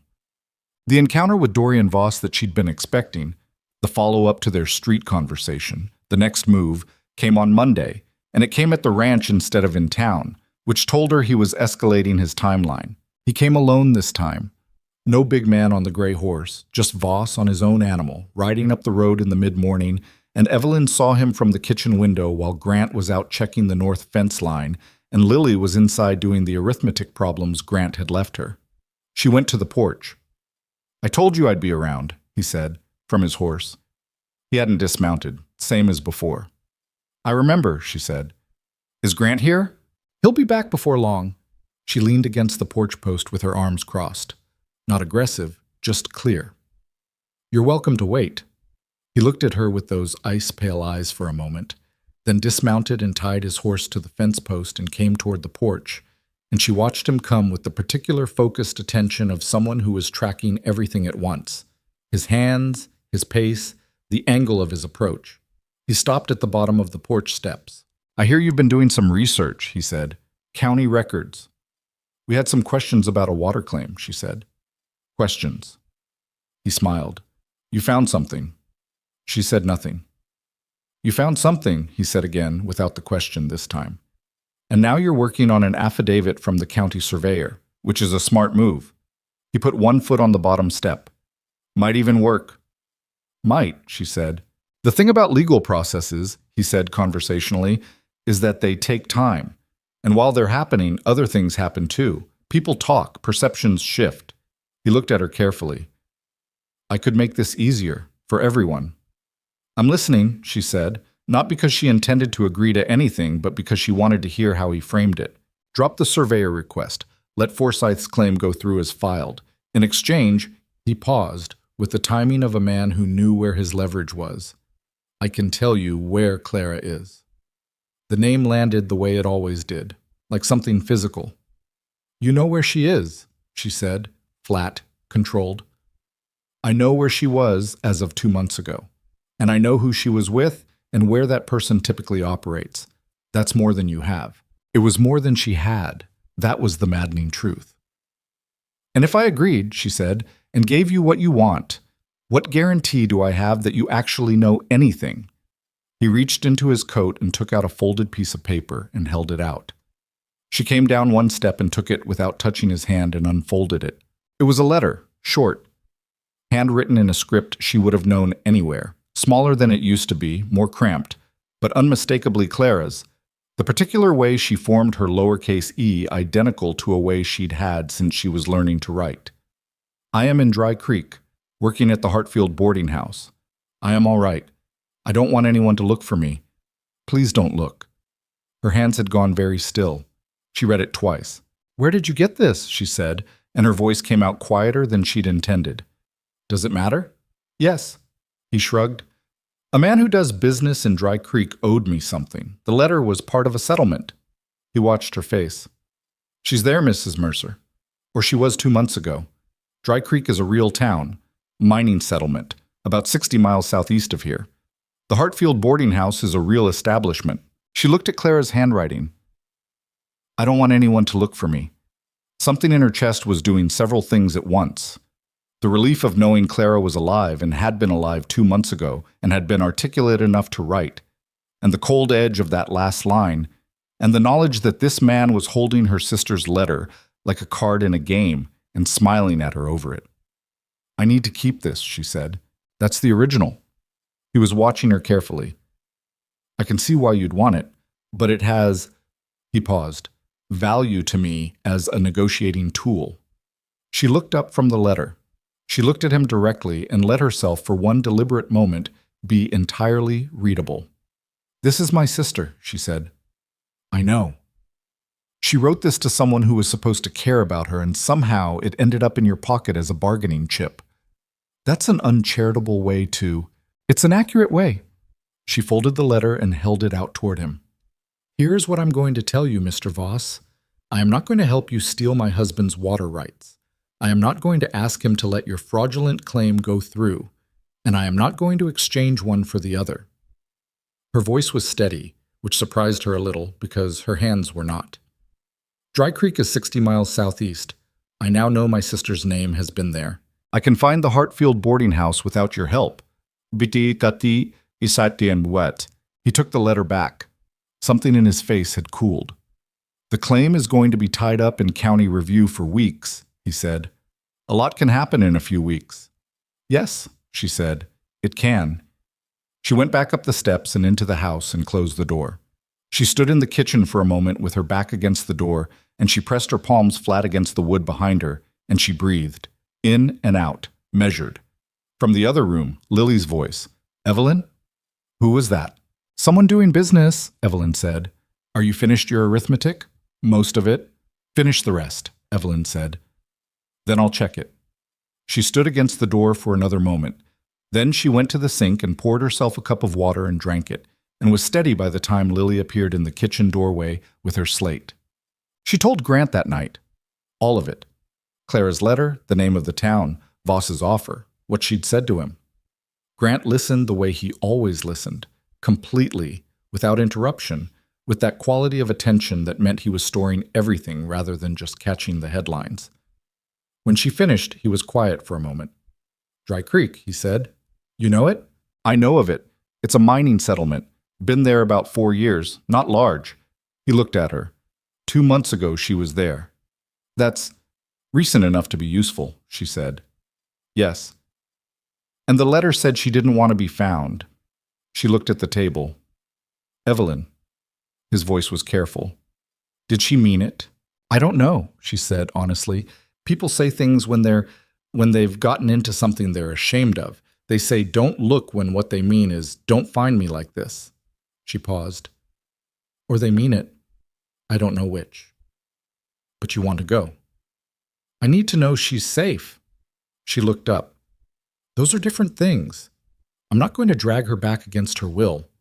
I just need to see it with my own eyes. Grant was quiet for another long moment. She waited. After we deal with the water claim, he said. When that's resolved, we'll go. She heard the we and felt something shift in her chest.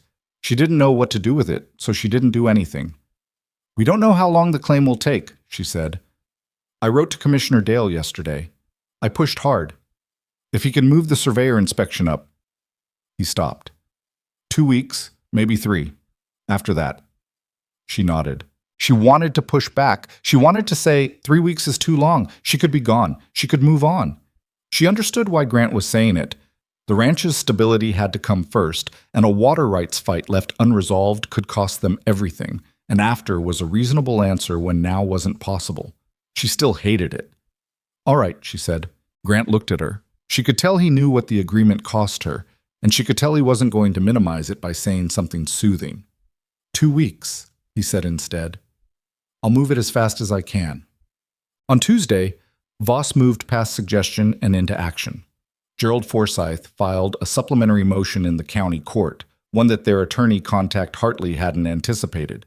A formal request to freeze any counterfilings against the water claim pending resolution of what Forsyth called questions of the filing party's standing. It was procedurally creative and almost certainly unsound, but it required a response, and responding took time they didn't have. And then the same day, a story went around Pine Hollow about Evelyn Hart Mercer. Not a rumor this time. A story. With names. The story said that she had left Ohio following a family scandal.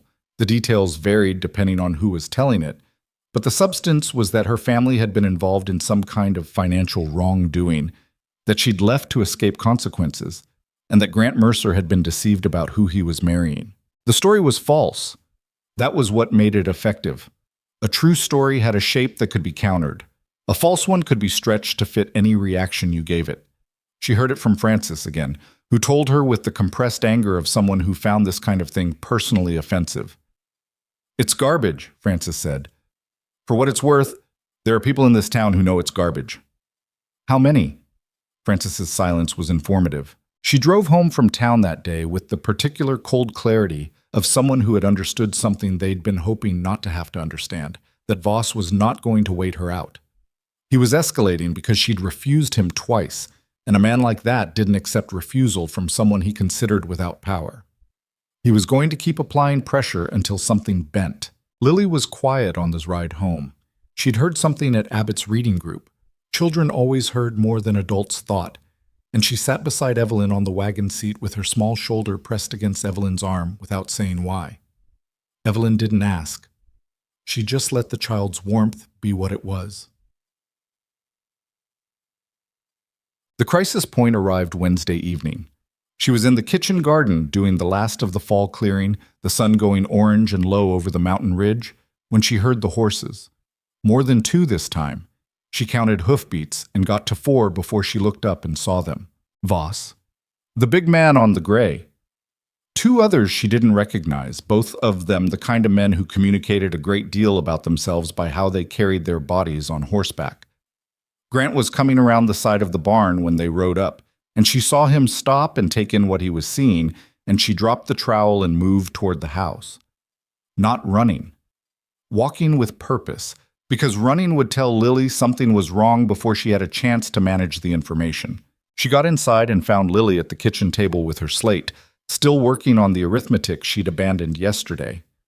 Evelyn set her hands on the child's shoulders and said, "I need you to go upstairs." Lily looked up at her. Those blue eyes, so much her father's. "Why?" "There are men outside I don't know. It's probably nothing, but I want you upstairs while your papa talks to them." "Is Papa okay?" "He's fine. He's right outside." She kept her voice even, her hands steady on the small shoulders. "Upstairs, Lily. I mean it." Lily went. She didn't argue, which told Evelyn the child had read more in her face than she'd intended to show. Evelyn went to the window. Grant was standing 20 feet from the gate. The 4 riders had stopped just inside it, which was a line she suspected they'd crossed deliberately. This was his property, and they were on it, and that positioning said something about what kind of conversation this was. Voss had dismounted. He was talking, and she couldn't hear the words, but she could read his posture. Loose, easy, the performance of a man who was entirely comfortable with the situation. Grant was the opposite, still, measured, that quality of controlled tension she recognized. She looked at the shotgun above the kitchen door, where Grant kept it. Then she looked back at the window.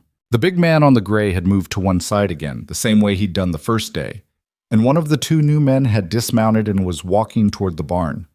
Toward the barn, where Lily had not gone, because Lily had gone upstairs, but the barn connected to the back of the house through the equipment passage, and anyone who'd watched this property for a few days, which Voss had been doing, would know that. Her thought arrived complete and cold. This wasn't about Grant. The men at the gate were about Grant. The man going to the barn was about something else. She moved fast. She went out the back, through the kitchen door, and came around the side of the barn just as the man reached the barn's side entrance. He was young, younger than she'd expected, with a narrow face and the particular look of someone doing a job rather than committed to it. He saw her. She stood between him and the barn door. "There's nothing in there," she said. "Whatever you're looking for." He looked at her for a moment. She could see him calculating. She was a woman, she was alone, she was blocking a door. "Just having a look," he said. "At my husband's barn. No harm in looking." "There's considerable harm in trespassing," she said. She kept her voice absolutely flat. No fear in it. She could not let any fear into it. "And there's more harm in the county sheriff hearing about 4 armed men who rode onto the Mercer ranch and sent one of them toward the outbuildings while the others distracted the owner." She let that sit. "Which is what I'm going to write in a letter tonight, with all 4 of your descriptions, and send it on tomorrow's mail." Something shifted in his face. He was doing math she could almost follow. "The girl," he said. Evelyn went very still. "Mr. Voss just wants to talk to the girl," he said. 5 minutes, to make a point." The cold clarity she'd felt on the wagon ride home 3 days ago was nothing compared to what she felt now. This was something else. Not fear, or not only fear. Something older and more basic. "You tell Mr. Voss," she said, and her voice came out lower than she'd intended and steadier, "that if he wants to make a point, he can make it to me, or to my husband. But if anyone on this property goes near that child, I will make sure that the story of what happened here tonight reaches every county office, every newspaper, and every circuit court from here to Denver, and I will not stop until it does." The man looked at her for a long moment. Then he took a step back. She didn't move until he'd walked back around the barn, and she heard him remount his horse. She stood there in the side yard with her back against the barn wall, and the mountains going dark above her, and her heart doing something she could feel in her throat, and she breathed until it slowed. Then she walked to the front of the house. Voss was still at the gate. Grant had moved closer. They were 10 feet apart now, and whatever had been said between them had left a particular charge in the air, the way a space felt different after lightning had moved through it. Voss saw her come around the house. Something shifted in his face. He looked past her toward where his man was remounting. He looked back at her. "Mrs. Mercer," he said. "Mr. Voss," she said. She came to stand beside Grant. Not behind him. Beside him. Voss looked at them both for a moment with those ice-pale eyes, and whatever he was calculating, he was doing it quickly, and he didn't much like the result. "Think about what I've offered," he said. To her, not to Grant. To her specifically, which she understood as its own statement. "The offer won't stay open indefinitely." "I've thought about it," she said. "The answer is no." He held her gaze for another moment.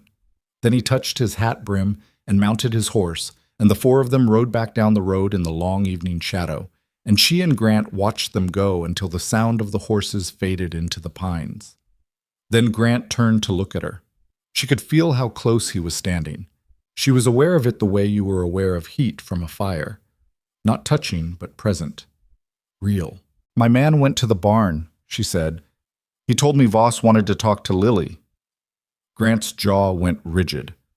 "He didn't get there," she said quickly. "I was already moving. He turned back." The silence between them lasted about 3 seconds, and something moved through Grant's face that she would not have known how to name 3 months ago.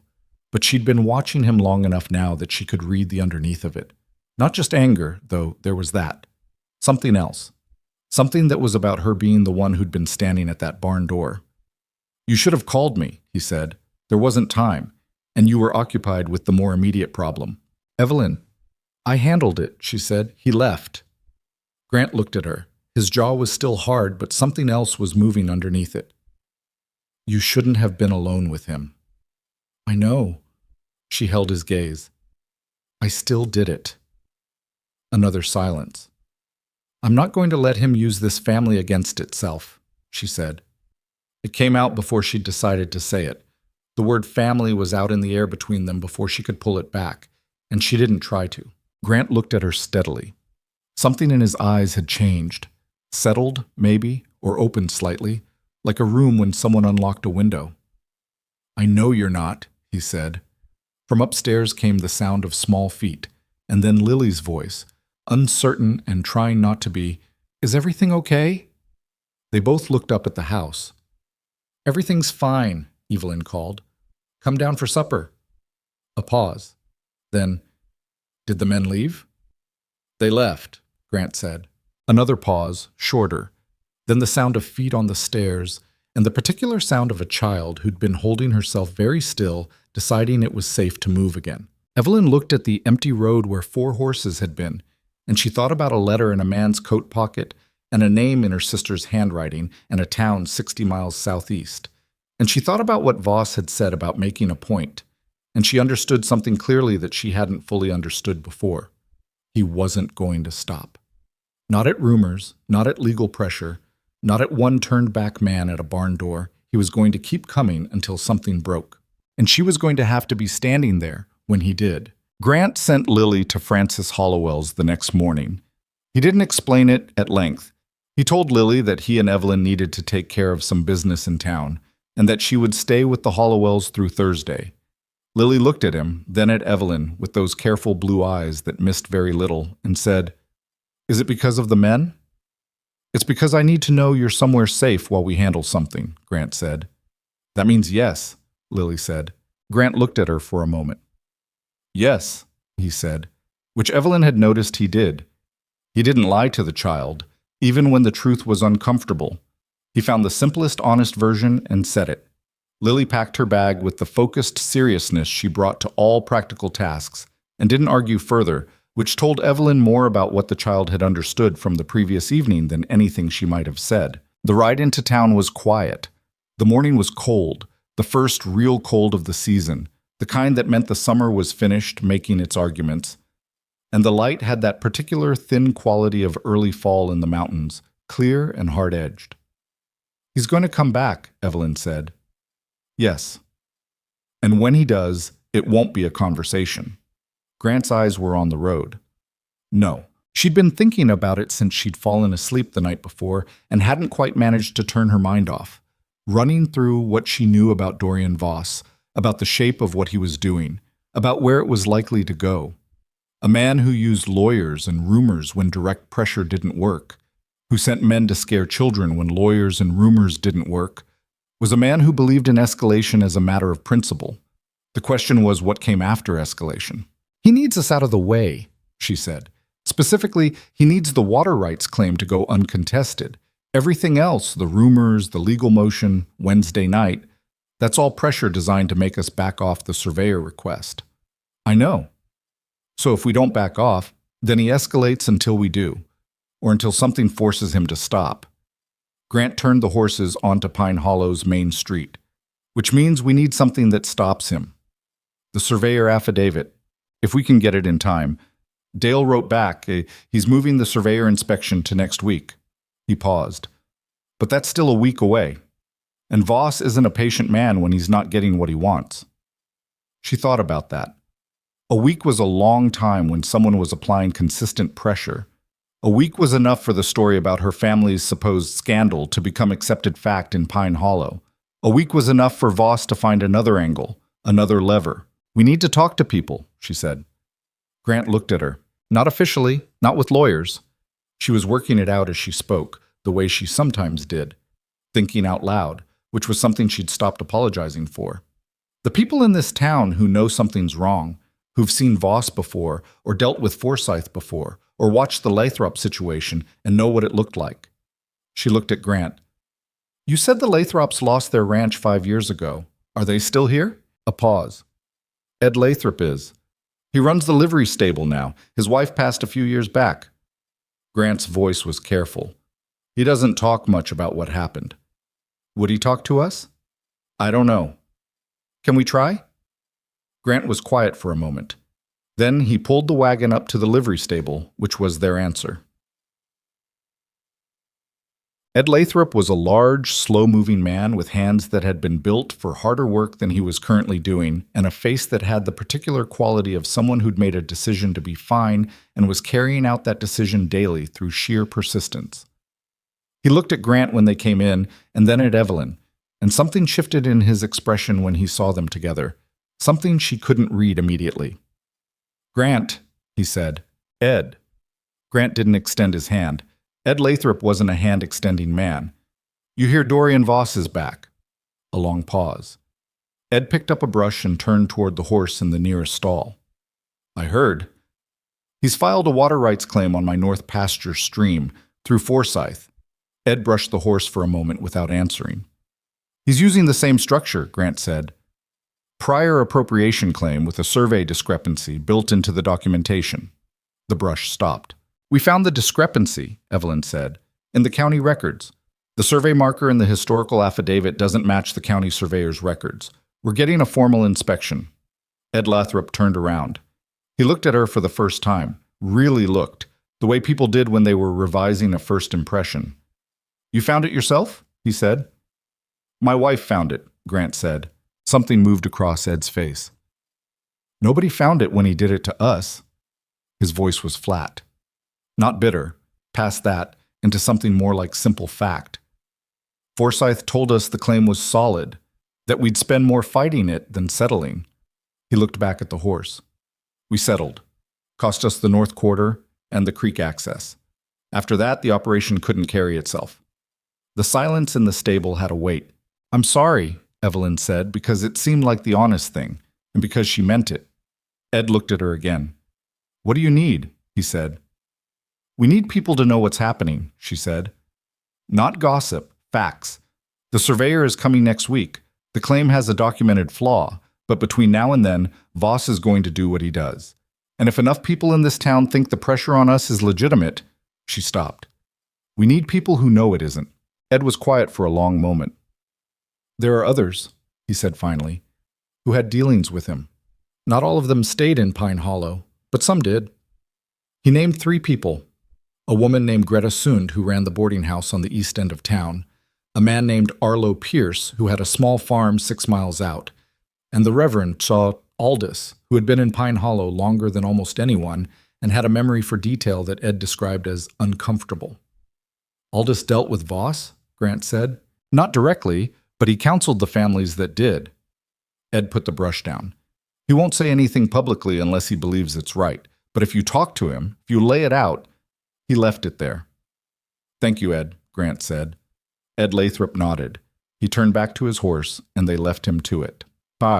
They spent that day and the next moving through Pine Hollow with the care of people who understood that they were doing something delicate, not organizing opposition exactly, but creating the conditions in which the truth could be heard before Voss got to it first. Greta Sund listened to them over coffee in her kitchen with the particular intensity of a woman who had been watching something from a distance and was relieved to finally understand it clearly. She had a guest currently staying at her boarding house, she told them, a man who'd arrived the same week as Voss and who asked questions about land ownership in the area that she'd found unusual. She described him. Evelyn and Grant exchanged a look.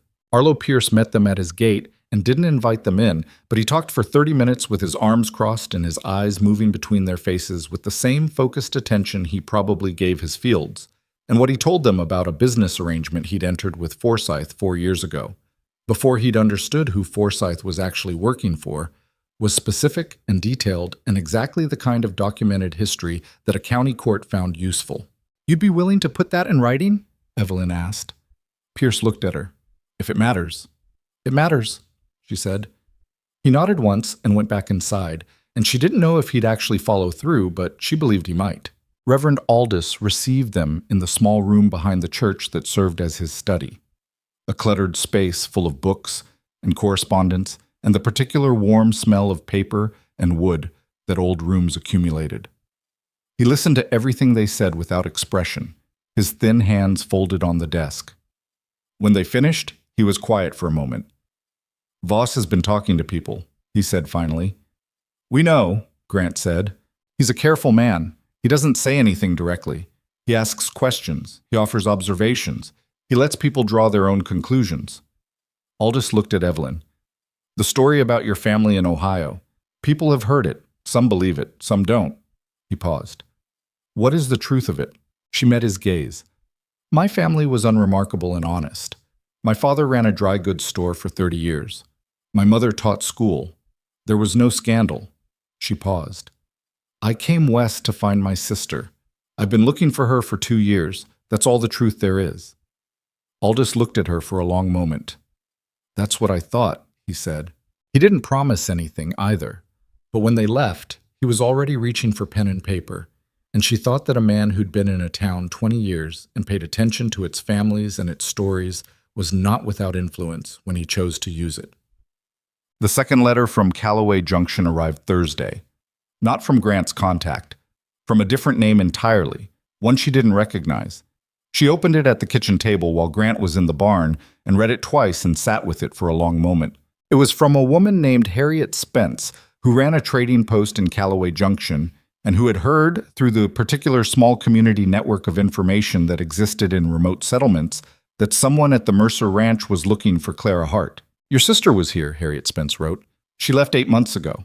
I don't know where she went, but she left with a woman named Agnes Foulds, who was traveling to Dry Creek to work at a laundry. Your sister was quiet and thin, and she did not want to talk about where she'd come from. But she was kind to my children, and she helped me with my stock-taking for 2 weeks without being asked. So I thought well of her. I hope you find her. She seemed like someone who needed finding. Evelyn put the letter down on the table. Dry Creek. The same town in Voss's letter, Clara's own handwriting confirming she'd been there. 2 independent sources.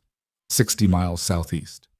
She was still sitting with it when Grant came in, and she handed it to him without speaking. He read it and set it beside the other papers on the table and looked at her. That's 2 confirmations, he said. Yes, after the surveyor. His voice was careful, with something she'd learned to hear as an acknowledgement that he understood the cost of what he was asking. After the surveyor, she said. She didn't say the other thing she was thinking, which was that 2 months was a long time, and Clara's letter had said don't look. And 8 months ago, she'd left Cowboy Junction, and Evelyn didn't know what had happened in the months between. She didn't say it because saying it out loud would make it more real, and right now she needed to stay focused. She folded Harriet Spence's letter and put it with Clara's to keep. Voss came back on Friday. He came at noon when the light was high and flat, and there was nowhere to hide in it. He came with 5 men this time, not 4.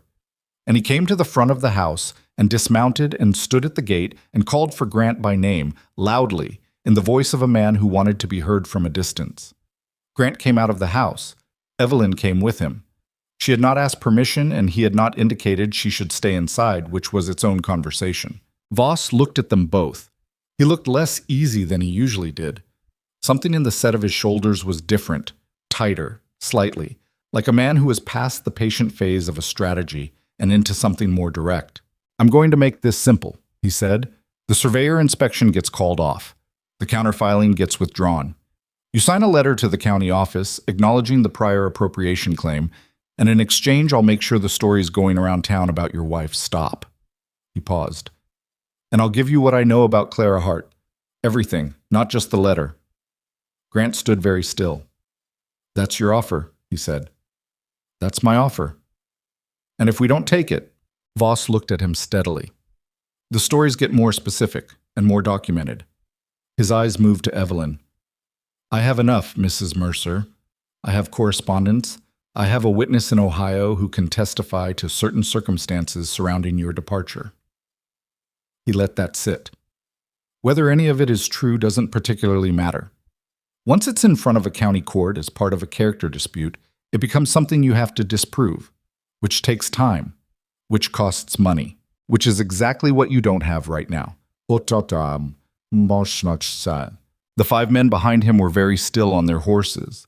The big man on the gray was there again, and 3 of the others she didn't recognize, and the young, narrow-faced man from Wednesday's barn incident. She looked at all of it, the men, the setup, the deliberate staging of force and legality combined. She looked at Grant. He was doing the thing with his jaw. She could see him calculating, not whether to fight, that had never been the question, but how. Then she heard a wagon behind her on the road. She turned. 3 wagons, actually, coming from the direction of town, moving at a pace that was not casual. The first held Ed Lathrop, with Arlo Pierce sitting beside him. The second carried Greta Sund and a woman Evelyn didn't recognize. The third had Reverend Aldous on the seat, driving himself, with two other men from town she'd seen but not spoken to. They pulled up along the road at the edge of the ranch property and stopped. Voss turned to look at them. He turned back to Grant, and something had changed in his face. "A lot of people for a private matter," he said. "Not that private," Grant said. "Ed Lathrop told me how you took his ranch. Arlo Pierce can speak to what Forsyth's done before with false claims. Greta Sund has a guest at her boarding house who's been asking questions about land ownership on my behalf, and she's got a good description of him to give the county sheriff." He paused. "And Reverend Aldous has been in Pine Hollow for 20 years and has a memory for what goes on here." Voss's jaw had gone slightly tight. "The surveyor is coming Monday," Grant said. "Commissioner Dale expedited it. I have that in writing." He reached into his coat and produced the letter. Not to show Voss, just to indicate it existed. "The survey discrepancy my wife found in the county records will be confirmed on record. After that, your prior appropriation claim has no documented basis, and Forsyth's supplementary motion has nothing to stand on." He looked at Voss directly. "You're done here." Silence. The 5 horses were restless. The men on them were looking at the wagons on the road, and the calculation visible in their posture was the calculation of men who'd signed on for a certain kind of job and were now revising whether this was still that job. "You have nothing," Voss said, but his voice had lost something, some of the ease. "We have the record," Evelyn said. He looked at her.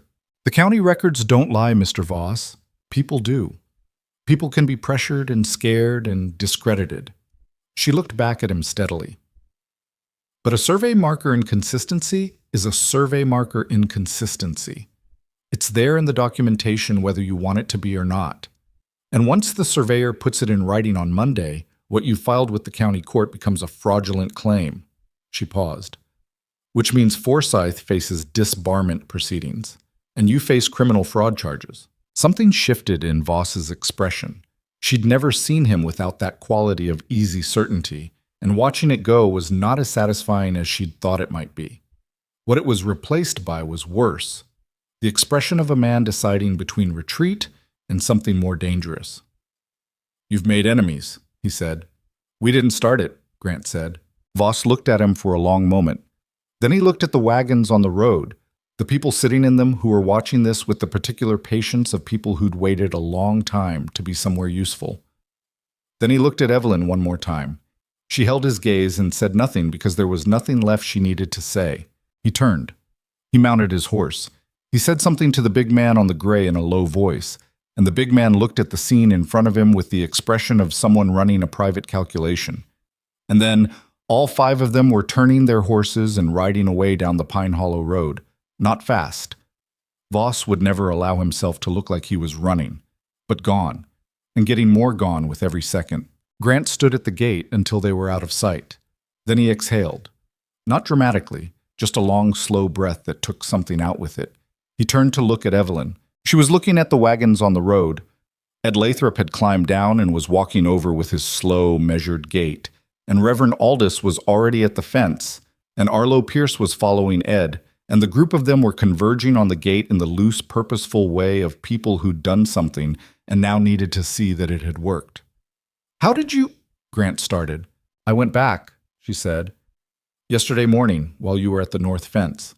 I went back to each of them and told them when Voss was likely to come and what he was likely to do, and asked them if they'd be here." He looked at her. "I should have told you," she said, "but you had the fence work and the permit paperwork, and I didn't want to—" She stopped, reconsidered. "I should have told you." "Yes," he said, "you should have." "I know." He looked at her for a moment with something in his eyes that she couldn't entirely read. It had several things in it at once, which was more than his face usually showed her, and she was still learning his vocabulary. "Thank you," he said. "Don't—" "Evelyn." His voice was quiet. "Thank you." She looked at him. She looked away. Ed Lathrop had reached the gate and was extending his hand to Grant, and that became the thing they both turned toward, which was a relief, because she had things in her chest that she didn't know what to do with yet and wasn't ready to examine in public. The wagon stayed for almost 2 hours. Someone had brought coffee. Greta Sund had a pot and cups in the back of her wagon, which suggested she'd anticipated this going one way rather than the other, which Evelyn found both practical and touching. They stood in the road and in the yard with their coffee and talked in the way people talked after something resolved.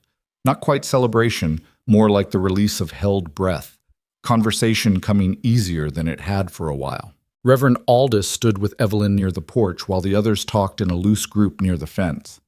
"I spoke to a few people this morning," he said. Quiet. Matter of fact. "About the story that's been going around. About your family." She looked at him. "I told them what I thought," he said, "which is that I've been in this town long enough to know the difference between a woman with something to hide and a woman who's just new, and that what I'd seen of you these past months suggested the latter." "You didn't know me 3 months ago," she said. "No," he agreed, "but I knew Voss from before, and I know Forsyth, which is almost worse." He looked at the mountains. "The stories will fade. People here are not stupid. They'll watch what actually happens over the next few weeks and make up their own minds." "Or they won't," she said honestly. "Or they won't," he agreed. "But you'll still be here. That matters more than you might think." She thought about that, about the specific weight of being somewhere long enough for people to revise their first impressions, about whether she'd give Pine Hollow that time or whether the thing waiting 60 miles southeast would pull her away before the revision could happen. She didn't say any of that. "Thank you for coming," she said instead. "I know you didn't have to." Aldous looked at her with a steady gaze. "I did, actually," he said. "Some things require it." After everyone had gone, the ranch was very quiet. She went to pick up Lily from the Hollowells in the late afternoon, and Lily came out of the house at a run and crashed into her waist with a force that nearly knocked her sideways, and she put her arms around the small body and stood there in the Hollowells' front yard until the child let go. On the wagon ride home, Lily said, "Did it work out?" "It worked out." "Did you and Papa fix it?" Evelyn thought about Ed Lathrop and Greta's son, and the wagons on the road, and all the small patient work of the days before. "We had some help," she said. Lily leaned against her side on the wagon seat, the familiar warm weight of her, and watched the mountains go purple in the fading light. "Good," she said. That night, after Lily was in bed and the kitchen was quiet, Grant sat across from Evelyn at the table. She was writing a letter. To the county court, a formal summary of the survey discrepancy they'd found, to be submitted before Monday's inspection. He was watching her write, which she was aware of, the way she was increasingly aware of where he was in any given room. "After Monday," he said. She looked up. "After the surveyor inspection and the affidavit. I can get someone to manage the ranch for a week. Old Sutter's nephew has done it before." He looked at his hands on the table. "We should go to Dry Creek." She put the pen down. "Together?" she said. "You've been looking for her 2 years," he said. "And whatever she said in letters about not wanting to be found," he stopped. "She's your sister. You should see her with your own eyes." She looked at him. The lamp between them was low and warm, and in its light he looked different than he did in daylight. Less defended somehow, the careful edges of him softened. "You said we," she said. He met her eyes. "I said we." She looked at the letter she'd been writing. She looked back at him. "She might not want... I know. It might not go the way I hope. It probably won't," he said, with the specific honesty of a man who didn't believe in promising outcomes he couldn't control. "But you'll know, and knowing is better than not knowing." She was quiet for a moment. "Grant," she said, and his name came out differently than it usually did, less careful, less managed. She noticed it and didn't take it back. He was looking at her steadily. "I know what this place is," she said. "I know what I have here. With Lily. With..." She stopped. Started again. "I didn't come here knowing I was going to..." Another stop. She pressed her lips together. "Finding Clara matters, but it isn't the most important thing anymore. I want you to know that." The quiet between them lasted a moment. "I know," he said. And the way he said it was not reassurance, not management of her feelings, just acknowledgement. As if she'd told him something he'd been waiting to hear, not impatiently, but the way you waited for something you wanted to be certain of before you acted on it. She picked up the pen again. He didn't get up. He stayed at the table, across from her, in the lamplight, while she finished the letter, Outside, the first real cold of autumn had settled into the mountain valley for good. The pines moved in a wind that had come down off the peaks and would stay now until spring, and the stars above Pine Hollow were the winter stars, hard and clear and very far away. Inside, the lamp burned between them, and neither of them was in a hurry to move. The county surveyor arrived on Monday as promised. His name was Briggs, a compact, methodical man who carried his instruments with the care of someone who understood that precision was not pedantry, but the difference between a thing being true and a thing being almost true. He spent 4 hours on the Mercer property, moving between the stream source and the survey markers with a deliberateness that made Grant visibly restless, though he said nothing and stayed out of the man's way. Evelyn brought Briggs coffee at midday, and he thanked her without looking up from his notes. She went back to the kitchen and waited. The waiting was easier than it had been before. She wasn't sure when that had changed. Somewhere in the weeks of doing rather than enduring. Somewhere in the accumulated work of letters and records and conversations on cold front porches. Waiting felt different when you'd done everything available to do. Not comfortable exactly, but bearable in a way it hadn't been. Briggs came to the house at 2 in the afternoon with his notes under his arm and confirmed what the records had suggested. The survey marker cited in Forsyth's historical affidavit did not correspond to the actual marker at the claimed location. The discrepancy was 32 yards. The water source documented in the prior appropriation claims supporting evidence was not the water source the claim was attempting to appropriate. In plain terms, Briggs said, drinking his second cup of coffee and looking at Grant over the rim, the claim is built on a misidentified location. Whether that misidentification was intentional or accidental is not my determination to make, but the documentation as filed does not support the claim as written. Will you put that in an affidavit? Evelyn asked. That's what I'm here for, Briggs said, which was the most satisfying sentence she'd heard in 3 weeks. He stayed another hour writing it out in his precise hand, signed it, and left them with 2 copies. Grant walked him to his horse, and she stood on the porch and felt something in her shoulders that she hadn't realized she'd been carrying let go. Gerald Forsyth withdrew the water rights claim 4 days later. She heard it from Francis, who had heard it from the county clerk's office in Millhaven, where Hartley had apparently submitted the surveyor's affidavit along with a formal complaint regarding the fraudulent documentation within hours of receiving his copy. Forsyth withdrew before the complaint could be formally pursued, which meant his disbarment proceedings were reduced to a censure and a fine, which was less than he deserved and more than he'd expected. Voss had already left Pine Hollow by then. No announcement, no final conversation. He was simply gone one morning, his room at the boarding house cleared out, his horses no longer at the livery. Ed Lathrop told Grant about it with the compressed satisfaction of a man who had watched something bad leave and was not going to say anything unnecessary about it. The stories about Evelyn's family in Ohio did not disappear immediately. That was the nature of stories. They didn't stop existing just because their source left town, but they lost their shape without anyone feeding them. And Pine Hollow was a small enough place that people watched what actually happened and revised accordingly. Reverend Aldous said a few words from his position at the front of his congregation about the duty of discernment, which those who'd been paying attention understood, and those who hadn't understood soon enough.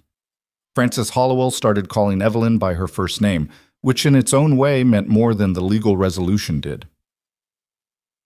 They left for Dry Creek on a Thursday, 2 weeks after the surveyor's visit.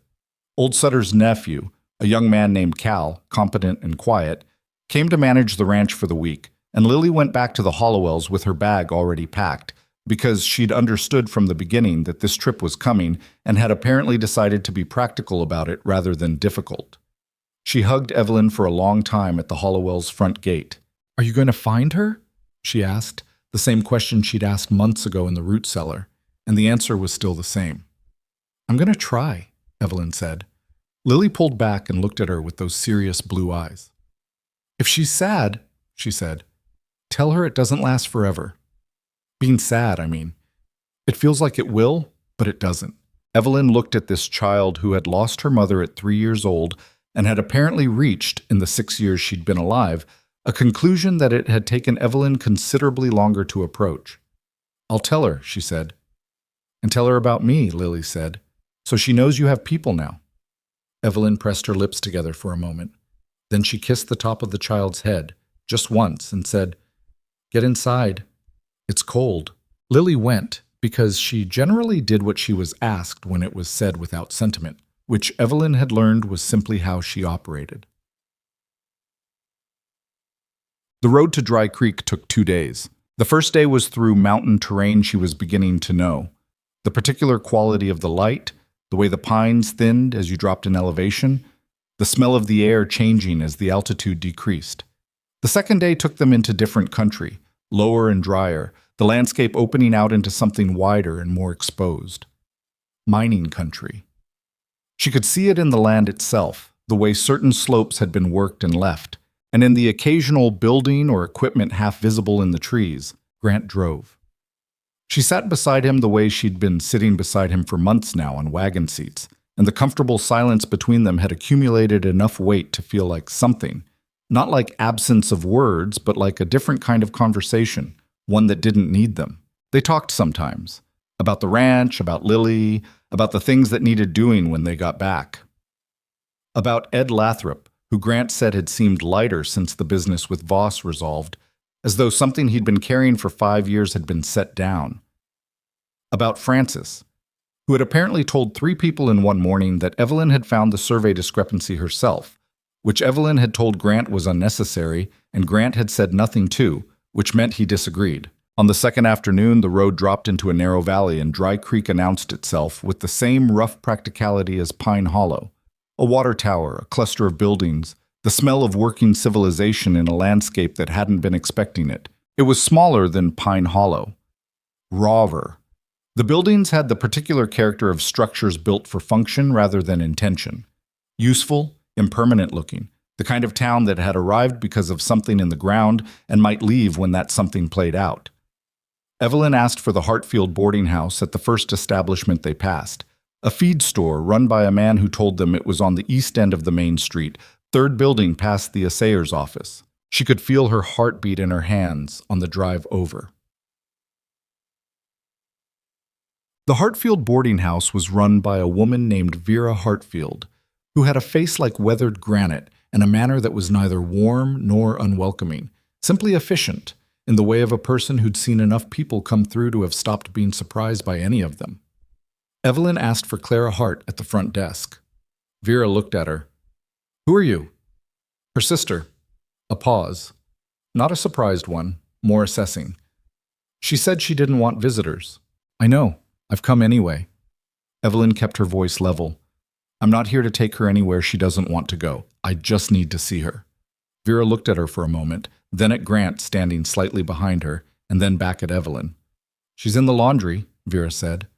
"Out back. She works there most days." The laundry was a long, low building behind the boarding house, warm and steaming despite the cold air outside, smelling of soap and water and the particular mineral smell of the creek that fed it.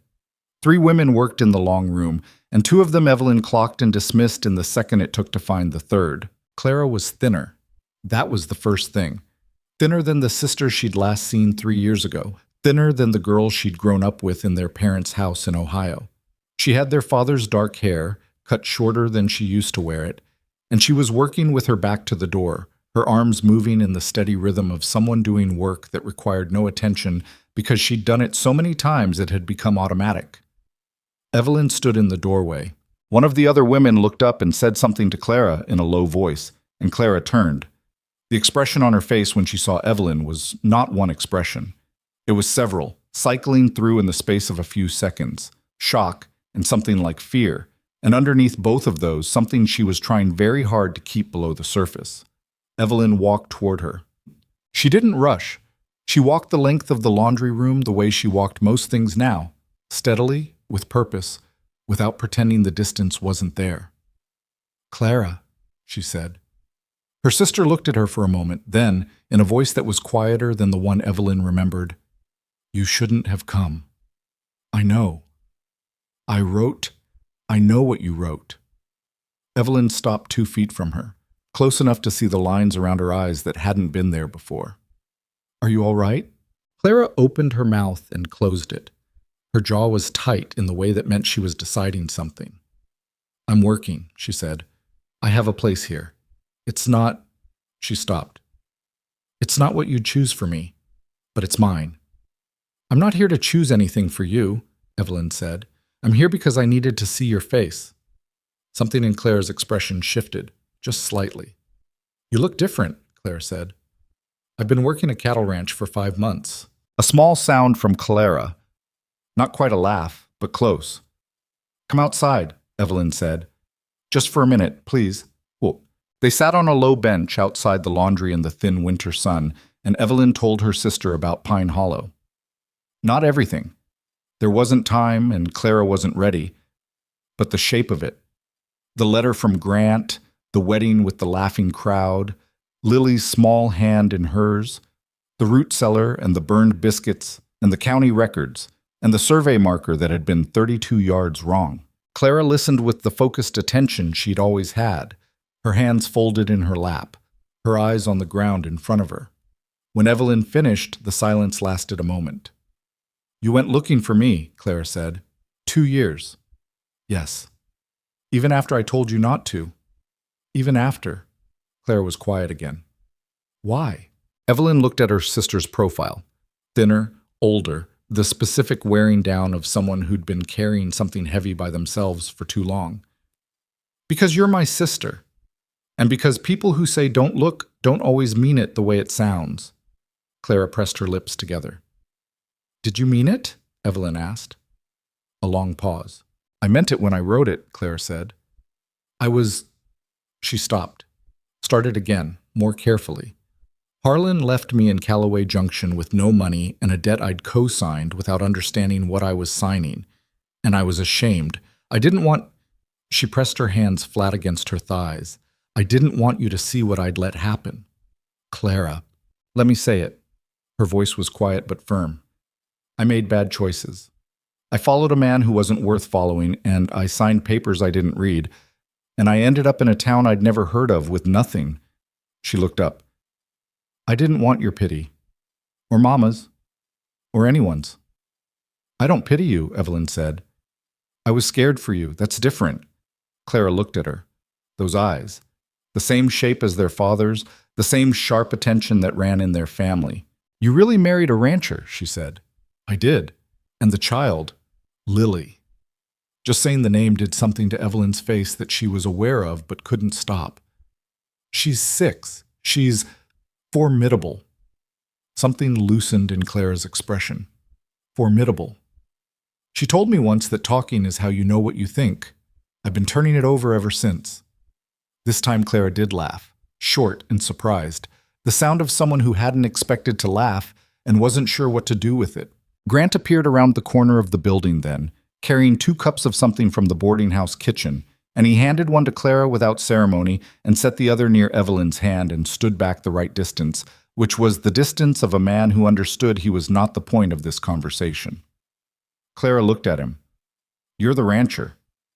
"Grant Mercer," he said. She looked at him for a moment with the evaluating gaze that had always been Clara's, the one that went straight through social surface to whatever was underneath. "She found a survey discrepancy in your county records," Clara said. "She did." "How?" "She read everything carefully," Grant said, "and she was looking for something wrong." Clara looked at her sister. "You always did that," she said. "Read everything. Drive everyone mad with it." "It's been useful," Evelyn said. Clara looked at her coffee. She looked at the narrow sky above the valley, the particular winter blue of it. "I'm not ready to go back," she said. "To Ohio, to—" She stopped. "I'm not asking you to go to Ohio," Evelyn said. "I'm asking if you're all right.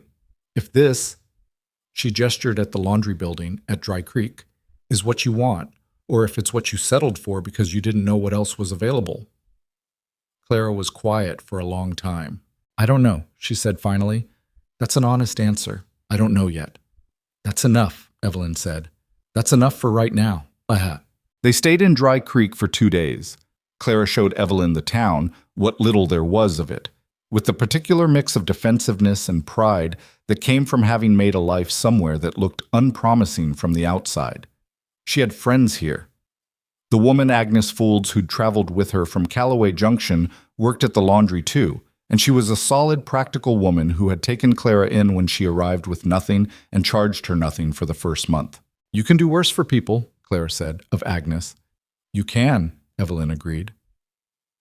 On the second evening, the four of them, Evelyn and Grant and Clara and Agnes, who had been included because Clara clearly wanted her there, sat around a table in the boarding house dining room after supper, and the conversation moved the way conversation moved when people were feeling their way towards something they didn't fully have words for yet. Agnes Foulds, it turned out, had a practical intelligence and a direct manner that reminded Evelyn of Ruth Daly, and she asked Grant questions about cattle ranching with a curiosity that suggested she'd been thinking about the territory's economy in ways that the laundry work didn't quite satisfy. Grant answered her carefully and with detail, the way he answered things when he respected the question. Clara watched the two of them talking and then looked at Evelyn across the table with an expression that Evelyn didn't fully translate until later, lying in the small boarding house room in the dark, with the sounds of the mining settlement outside the window. What the expression had contained was something like, "Oh, this is what you have now." Not pity, not envy, recognition. On the morning they left, Clara walked with Evelyn to the wagon. They stood in the cold street with their breath-making small clouds and the mountains visible above the roof lines, and the awkwardness of sisters who had always been close and had spent 3 years being separately transformed was present between them. The way things were present when you acknowledged them rather than pretending. "I'm going to write," Clara said.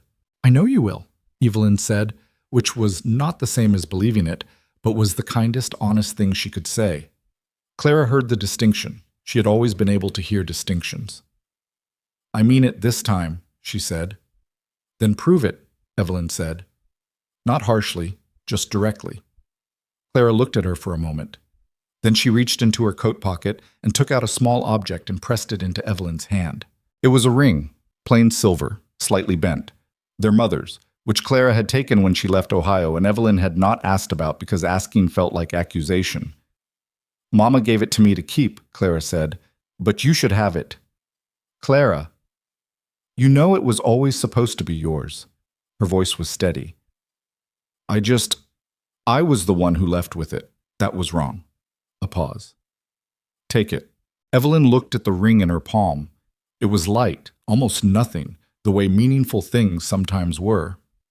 "Come visit," she said. "When you're ready. Pine Hollow is—" She thought about how to say it. "It's worth seeing. There's a child who would like you." Something moved across Clara's face. "I'll think about it." "That's not a no." "No," Clara agreed. "It's not a no." They embraced, briefly, a little stiff, the way they'd always been, their family not given to the demonstrative. But Clara held on a second longer than expected, and Evelyn felt it, and she pressed her hand once against her sister's back before letting go. She climbed up to the wagon seat. Grant flicked the reins. She looked back once, from the end of the street. Clara was still standing where they'd left her, watching the wagon go with her arms crossed against the cold, and Agnes Foulds had come out of the boarding house and stood beside her. Evelyn faced forward. The drive back to Pine Hollow took 2 days, the same as the drive out, but felt different in the way that return journeys always felt different from departure. The country already known, the body relaxed into the rhythm of it. They talked more on the way back. The particular constraint of the outbound journey, the weight of what she was going to find, was gone, and what replaced it was something she'd been aware of building for months and hadn't wanted to examine too closely in case examining it changed it. She told him about the ring. She showed it to him, sitting in her palm. He looked at it for a moment. "Your mother's?" "My mother's. Clara had it."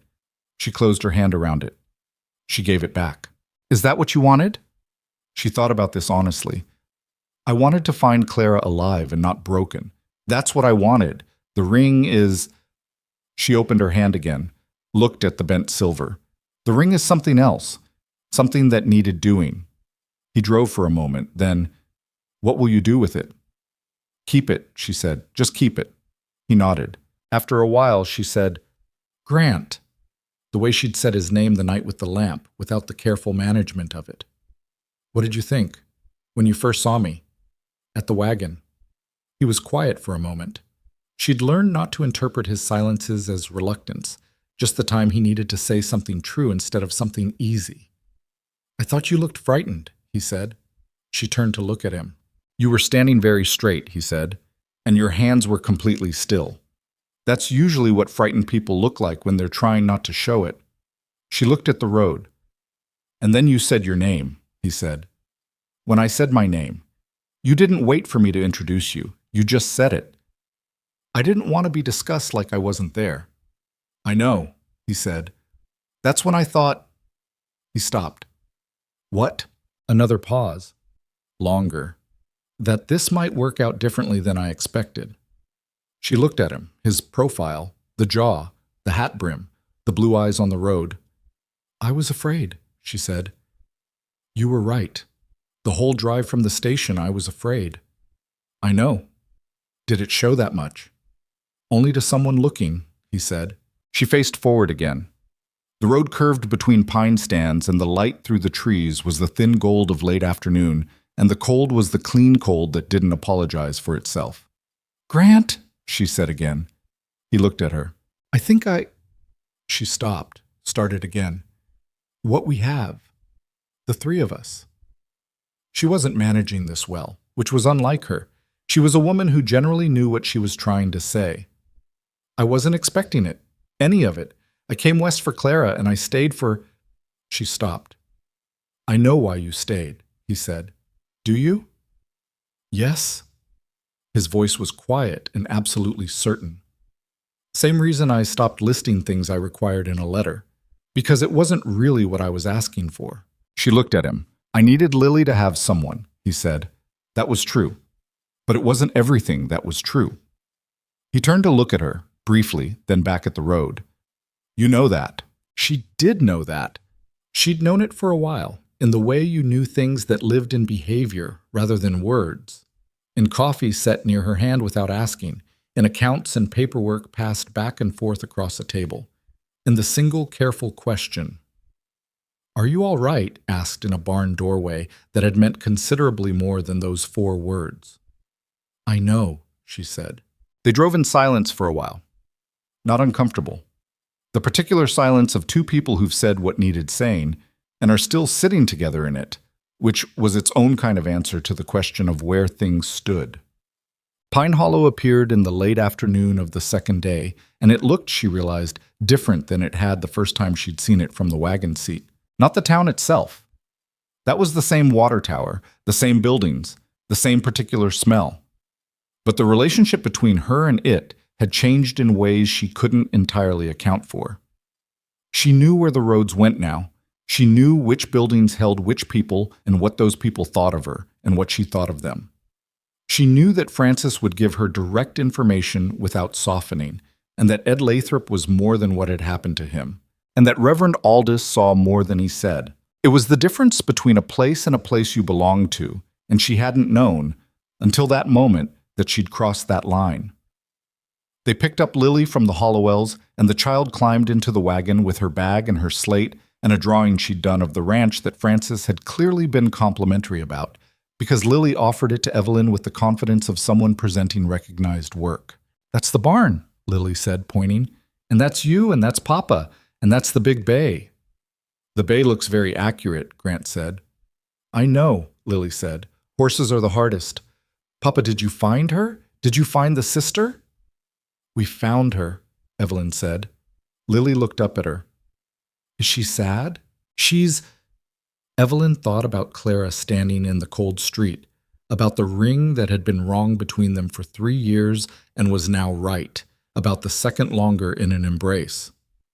She's working on it. That's different from sad. Lily seemed to find this satisfactory. She leaned back against Evelyn's arm and watched the road to the ranch unwind ahead of them, and the 3 of them rode in the cold late afternoon air, with the mountains holding the last of the light in their peaks and the pines going dark below. Winter arrived in earnest the second week of November. Snow came first at night, quietly, the way it did at that altitude. Not announced by storm, but simply there in the morning, the world altered. Evelyn stood on the porch in the early dark and looked at it, the ranch and the fence lines and the mountain slopes all covered over in white that made everything strange and new and equally itself. Lily appeared at the door behind her in her nightgown, not fully awake, and stood beside her and looked. It's different, Lily said. Yes? It's still home, though. Evelyn looked at the white-covered yard, the barn, the fence line she'd walked 100 times, the mountain she'd been learning since August. Yes, she said, it's still home. She thought, in the quiet weeks that followed, about what it meant to belong somewhere. She had not expected, when she wrote back to a stranger's advertisement in a matrimonial bureau in Columbus, to find anything like what she'd found. She'd expected usefulness. She'd expected to exchange labor for shelter, presence for purpose. She'd expected to survive because she was good at surviving, and she'd thought that would be enough. What she hadn't expected was Lily's hand in hers at a wedding where the crowd was laughing. She hadn't expected county records and survey markers and wagons on the road. She hadn't expected a man who said thank you like he meant it, who drove 40 miles and waited at the right distance and said we'll go when she hadn't asked. She hadn't expected that the thing you found by accident could be more real than anything you'd set out to find. This was something she'd been trying to understand since August, and she was not sure she'd fully worked it out yet, which was fine because it was the kind of thing that took time, and she was beginning to understand that she had time here, that the time was hers. She thought about Clara, who had followed someone who promised her things and found herself in a laundry in a mining town with nothing she'd meant to have. She thought about the gap between what you went looking for and what you actually needed, and how often those were not the same thing, and how the not same thing was sometimes better than what you'd planned. She thought about what it cost to start over, the specific kind of courage it required, not the large dramatic kind, not the kind that happened in a single moment, but the daily ordinary kind, the kind that said, I'll try this and I don't know how and I burned the biscuits again, but I'll do better tomorrow. The courage of staying somewhere long enough for it to become yours. She'd arrived in Pine Hollow with loneliness packed in as tight as anything in her trunk. She'd carried it so long it had started to feel like her natural state. And then it had started, very gradually, to lift. Not because anything was perfect, not because the town loved her, or the work was easy, or the man she'd married was simple to understand, but because she'd put her hands on things and made them better and been seen doing it by people who came to matter. That was all it took, she thought. Not luck, not the right circumstances. Just the willingness to stay and work and let people see you trying. She thought about women like her. The ones no one chose first. The ones who stood at the edge of rooms. The ones who were too much of one thing and not enough of another. The ones who'd been taught that love was something you earned by diminishing yourself until you fit the space someone else had allotted. She thought about how long she'd believed that, how quietly, without quite knowing, she'd carried the accumulated weight of everyone who'd looked at her and found her wanting. Lily had called her beautiful in a church full of laughter, and she hadn't fully understood, in that moment, what was being offered. She understood it now. Not the word itself, the fact behind it. The fact that a 6-year-old child who had never been taught to look at someone like Evelyn and see anything worth claiming had looked at her anyway and said, that's mine. Not because Evelyn had earned it yet, just because Lily had decided it was true. That was love in its most honest form, she thought, not the kind that waited for you to become something else. The kind that claimed you as you were and trusted the rest to follow. Grant asked her in December. Not with elaborate staging, not with planning she could detect, though she'd learned to detect his planning, which was modest and practical and never more than the situation required. He asked her one evening in the kitchen when the snow was coming down outside, and Lily had gone to sleep and the lamp was between them on the table the way it always was.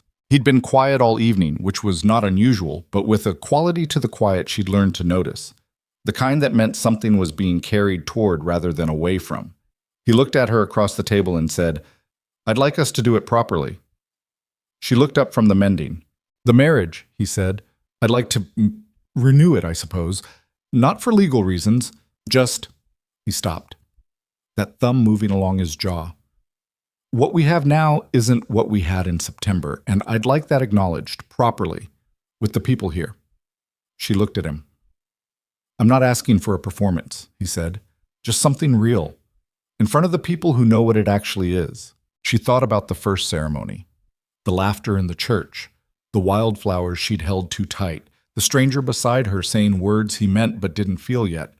She thought about how far it was from that to this, the lamp, the table, the winter outside, the child sleeping upstairs who'd drawn a picture of all 3 of them and labeled it home.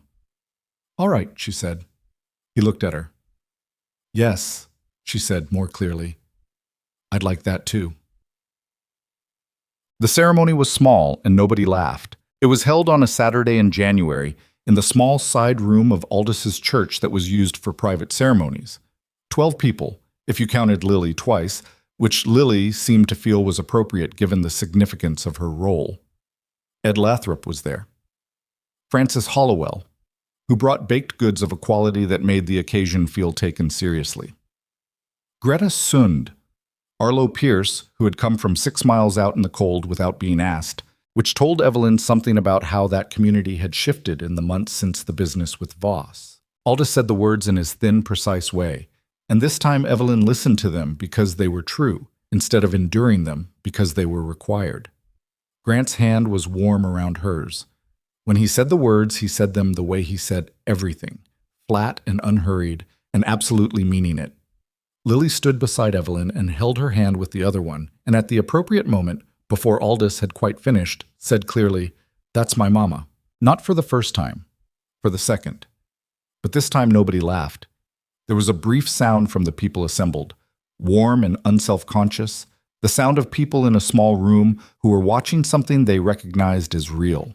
Evelyn's throat tightened in a way she hadn't anticipated, and she held Lily's hand and looked at Grant, and he looked at her with those flat blue eyes that she'd spent 5 months learning to read. And what she found in them was what she'd been finding for a while now. Not performance, not management, just the thing itself. She took a breath, let it out, and for the first time since she'd climbed off a wagon on a main street in Colorado, with her trunk in the dust and her hands still, and her fear carefully hidden, she felt entirely where she was. Not in spite of the burning biscuits and the burned shirt and the county records and the man with pale eyes and the sister in a laundry room 60 miles away. Because of all of it. Because belonging was not a gift someone handed you. It was what you built. In the presence of other people willing to build with you, out of ordinary difficult days and the decision to stay through them. The mountains outside held the winter snow. The pine trees stood in the cold. Inside the small church room, the lamp was warm, and the people were real, and the child's hand in hers was the most specific and certain thing she'd ever held. She was home. Not because it had always been hers, because she had made it so.